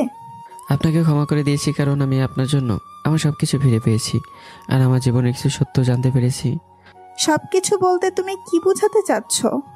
সব কিছু বলতে আমার জীবন আর আমার পরিবারকে বোঝাতে চাচ্ছি। তুমি আমার জন্য এসব ফিরে পেলে কিভাবে? সেদিন যদি আপনি আমার নামে মিথ্যা কলঙ্কের দাগ না লাগিয়ে আমাকে মার না খাওয়াতেন, তাহলে আমি আজীবন এই বাড়িতেই পড়ে থাকতাম, আর এতদিনে হয়তো মায়ের অবহেলা আর বড় ভাইয়ের অত্যাচারে আমি মরেই যেতাম। তো একদিক দিয়ে দেখলে আপনার জন্য আমার জীবন ফিরে পেয়েছি। আমার জন্য তুমি তোমার জীবনের কিছু সত্য জানতে পেরেছো, সেইগুলো কি? এই যে আমি এই বাড়ির এই পরিবারের কেউ না, আমাকে ওনারা রাস্তা থেকে ঘুরিয়ে এনেছিল। আপনি যদি সেদিন ওইসব না করতেন তাহলে আমি এতদিন আমার জীবনের এত বড় সত্য কথাটা জানতে পারতাম কিনা সন্দেহ আছে। আর আমার জন্য তোমার পরিবার ফিরে পেলে কিভাবে? এই যে আপনার ওই কাহিনীর পর আমি হাসপাতাল থেকে পালিয়ে ঢাকা চলে গিয়েছিলাম, আর সেখানে রাস্তায় আমার মাকে খুঁজে পেয়েছি, তার সাথে খুঁজে পেয়েছি আমার পরিবারকে। আপনি যদি আমার সাথে এসব না করতেন তাহলে আমার কোনোদিন ঢাকা যাওয়া হতো না, আর না হতো আমার আসল পরিবারকে পাওয়া। ও ভালো।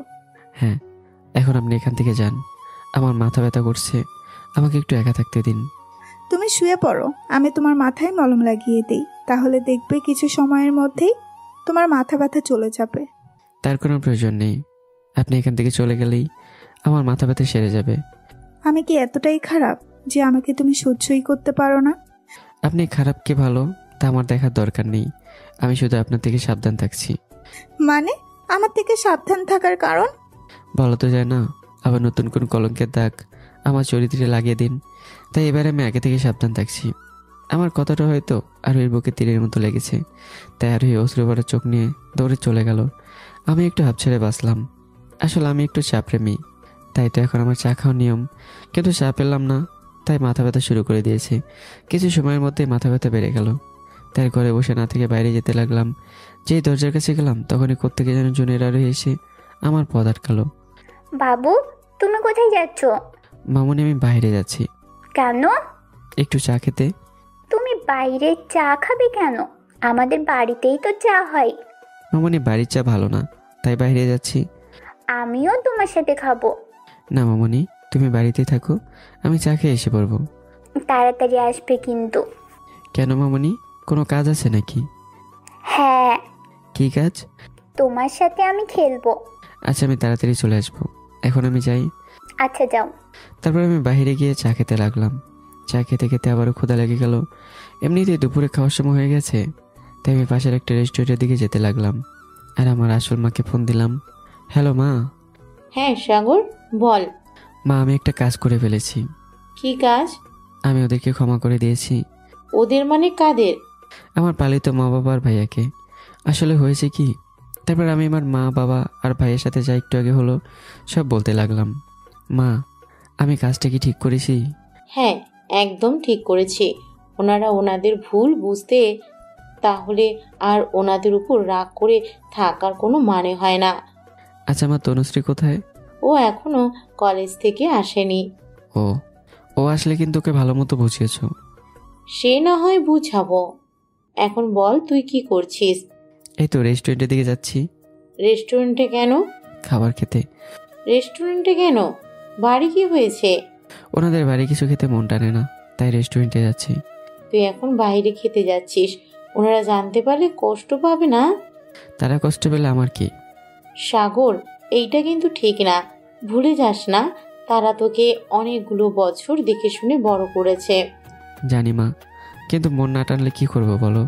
তোর মনে যা ভালো লাগে তুই কর। মা রাগ করে কল কেটে দিল। হ্যালো হ্যালো, আর কোনো কাজই হলো না। মা আগে কল কেটে দিল। কি আর করার, মোবাইল পকেটে রেখে রেস্টুরেন্টে গিয়ে নিজের পেট পুজো করতে লাগলাম, মানে খাবার খেতে লাগলাম। খাবার খাওয়া শেষ হলে শান্তিতে বাড়ির দিকে ফিরতে লাগলাম। অন্যদিকে আমার অপেক্ষায় জনের আরোহী সোফায় বসে গালে হাত দিয়ে দরজার দিকে তাকিয়ে আছে। নিধিও কিভাবে বসে থাকতে দেখে ওর কাছে গিয়ে জিজ্ঞাসা করলো, কিরে বুড়ি, এখানে এভাবে বসে কি করছিস? অপেক্ষা। কার? বাবুর। তোর বাবু তো ঘরে, তুই এখানে বসে অপেক্ষা করছিস কেন? বাবু ঘরে না, বাইরে গিয়েছে, তাই এখানে বসে অপেক্ষা করছি। চা তো আমাদের বাড়িতেও আছে, কিন্তু বাইরে গিয়েছে কেন? ভাইয়া, তোমার সাথে কিছু কথা ছিল। তুমি বাইরে চা খেতে গিয়েছিলে কেন? বৌদি না তোমাকে চা দিয়ে আসলো? আমি খাইনি। কেন? কারণটা তুই ভালো করেই জানিস। ভাইয়া, খাবার তৈরি, চল খাবি। তোর জন্য সবাই খাবার টেবিলে অপেক্ষা করছে। আমি তোকে ডাকতেই তোর রুমে যাব ভাবছিলাম, কিন্তু বুড়িকে এখানে বসে থাকতে দেখে ওর সাথে কথা বলতে লাগলাম, আর ততক্ষণে তুই চলে এসেছিস। না রে, আমি এখন আর খাবো না। কেন? আমি খেয়ে এসেছি। কোথা থেকে? রেস্টুরেন্ট থেকে। ভাইয়া মৃদুভাবে চিৎকার করে ওঠে, খাবার খেয়ে আমার রুমে আসিস, তোর সাথে অনেক কথা বলার আছে। নিধি কোনো জবাব দিল না। আমি ওর দিকে না তাকিয়ে সিঁড়ি দিয়ে ওপরে আমার রুমে চলে আসলাম। আমি যদি আমার পিছনে তাকাতাম হয়তো দেখতে পারতাম নিধি টলমল চোখ নিয়ে আমার দিকে তাকিয়ে আছে, তাই আমার সাহস হয়ে ওঠেনি পেছনে তাকানোর। আমি হাঁটতে হাঁটতে রুমে চলে আসলাম। সেখানে গিয়ে জুনের আরুর সাথে খেলতে লাগলাম। অন্যদিকে নিধি সেখান থেকে খাবার টেবিলে ফিরে গেল। সেখানে সবাই আমার জন্য অপেক্ষা করছিল।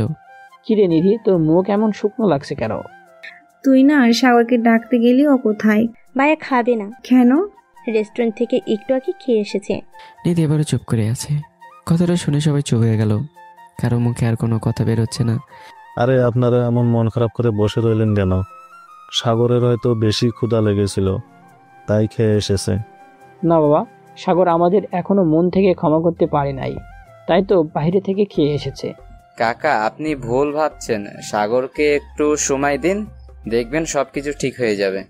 হ্যাঁ, রাজু একদম ঠিক বলেছে। সাগরের মনে আপনদের বিরুদ্ধে অভিমান যেমন একদিনে জমে নেই, তেমনি এই অভিমান সম্পূর্ণভাবে শেষ একদিনেই হবে না, কিছুদিন লাগবে। আচ্ছা, তোমরা যখন বলছো তাহলে মেনে নিলাম। তোমরা খাবার শুরু করো, সাগর যখন খেয়ে এসেছে তাহলে আর বসে থেকে কি লাভ? হ্যাঁ হ্যাঁ, তাড়াতাড়ি খাও, ভাই আবার আমাদের জন্য অপেক্ষা করছে। কেন? আমাদের সাথে আড্ডা দিবে তাই। আচ্ছা। তারপর সবাই যা যার মতো করে খাবার শুরু করে দিল। দেখতে দেখতে অনেকটা সময় পার হয়ে গেল। তারপরে সবাই, মানে নিধি, জয়, রাজু, রিয়াদ আর সিয়াম আমার রুমে আসলো। ভাইয়া আসবো? না না, এখন কারও এখানে আসা চলবে না। কেন রে পুরি? এখন আমি বাবুর সাথে খেলছি, তোমরা আসলে বাবু আর আমার সাথে খেলবে না, তাই এখন কারও আসা চলবে না। কে বলেছে ওরা আসলে আমি তোমার সাথে খেলবো না? আমি তো তোমার সাথে খেলবো দেখি কোথাও গেলাম না। ভাই রুমে ভালো লাগছে না, চলো না ছাদে যাই। ছাদে তো রোদ। একপাশে ছায়া আছে আর বাহিরে হালকা বাতাসও বইছে, চলো না যাই। আচ্ছা চলো মামনি, খেলনাগুলো নিয়ে চলো, আমরা ছাদে গিয়ে খেলি। আচ্ছা। তারপর সবাই হাতে করে খেলনাগুলো নিয়ে ছাদে যেতে লাগলাম। মাঝ রাস্তায় নিধি বলল, ভাইয়া তোমরা যাও, আমি একটু পরে আসছি। কেন? তুই আবার কোথায় যাবি? একটু কাজ করছে, তোমরা যাও, আমি কাজটা করে তারপরে আসছি। তাড়াতাড়ি চলে আসিস। আচ্ছা। নিধি চলে গেল। আমরা ছাদে চলে গেলাম। আমি একদিক দিয়ে জুনিয়র আরোহীর সাথে খেলতে লাগলাম, আরেক দিক দিয়ে জয় এবং বাকিদের সাথে কথা বলতে লাগলাম। জয়ের বাচ্চা, বল এবার আমার এই নিষ্পাপ বোনটারে তোর ফাঁদে কিভাবে ফেললি? তোর বোনকে আমি ফাঁদে ফেলিনি, তোর বোনই আমাকে ফাঁদে ফেলেছে। এই জয়, মিথ্যে কথা বলে সাধু সাজছিস কেন? আমি আবার সাধু সাজলাম কখন? এই যে সব দোষ নিধির ঘাড়ে দিয়ে দিচ্ছিস আর নিজে ভালো সাজছিস। কি মনে করছো বাছাধন? আমি ছিলাম না বলে আমাকে মিথ্যা কথা বলে পার পেয়ে যাবে? তা কিন্তু হবে না। এবার ভালো ভালো সত্যিটা বলে দাও দেখি। ওই তোকে কোনোদিন সত্যি বলবে না, আমরা তোকে সত্যি কথা বলছি। এমনভাবে বলছিস তোরা সবগুলোর সত্যবাদী আর আমি একাই মিথ্যাবাদী। তোর চেয়ে তো ভালো আছি। এতই যখন ভালো তাহলে তোরাই বল, আমি চুপ থাকি। তাই বল। আসলে সাগর, হয়েছে কি, তুই চলে যাওয়ার পর নিধি তোকে খুঁজতে খুঁজতে আমাদের কাছে আসে, আর সেখান থেকে জয় সুযোগটা নিয়েছে। কিসের সুযোগ? তোর বোনকে দিয়ে মোবাইল কিনিয়েছে, তারপর তোর অজুহাতে প্রথম কয়েকদিন পর পর, তারপর নিয়মিত কথা বলে। বেচারির মন কেড়ে নিয়েছে। ইস, আমার নিষ্পাপ বোনটারে কি সাংঘাতিকভাবে এই শয়তানটা তার জালে ফাঁসিয়েছে রে। নিধি তোর চোখে নিষ্পাপ হতে পারে, আসলে সে যে কত সাংঘাতিক তা তুই কল্পনাও করতে পারবি না। তোমরা কাকে নিয়ে কথা বলছো? তোকে নিয়ে কথা বলছিলাম। কি কথা বলছিলে? জয় বলছিল তুই নাকি অনেক সাংঘা। বাকিটা বলার আগেই যে আমার মুখ চেপে ধরলো। এই এই, তুমি ভাইয়ের মুখ চেপে ধরলে কেন? ছাড় বলছি, এখনই ভাইয়ের মুখের উপর থেকে হাত সরাও। দোস্ত প্লিজ কথাগুলো ওকে বলিস না, না হলে আজকে আমাকে বাসর ঘরে ঢুকতেই দিবে না। বিড়বিড় করে আমার কানে কথাগুলো বলে আমার মুখের সামনে থেকে হাত সরিয়ে নিল। এই, তুমি ভাইয়াকে কি বলে? কোথায়? কিছু তো বলি নাই। ভাইয়া তখন কি জানি বলছিলে? ও, আমার নামে তোমাকে কি বলছিল? জয় মায়া ভরে চোখ নিয়ে আমার দিকে তাকিয়ে আমাকে কথাগুলো বলতে না করছে। বলছিল নাকি অনেক সাংঘাতিক, আর ওকে জলাকলা করে তোর প্রেমে ফেলেছিস। কথা শেষ করে আমি জয়ের দিকে তাকিয়ে হাসলাম। তাই বুঝি? ঠিক আছে, আজকে রাতটা আসুক, তারপর দেখা যাবে কে কাকে ফাঁসিয়েছে। শালা দিলি তো ফাঁসিয়ে।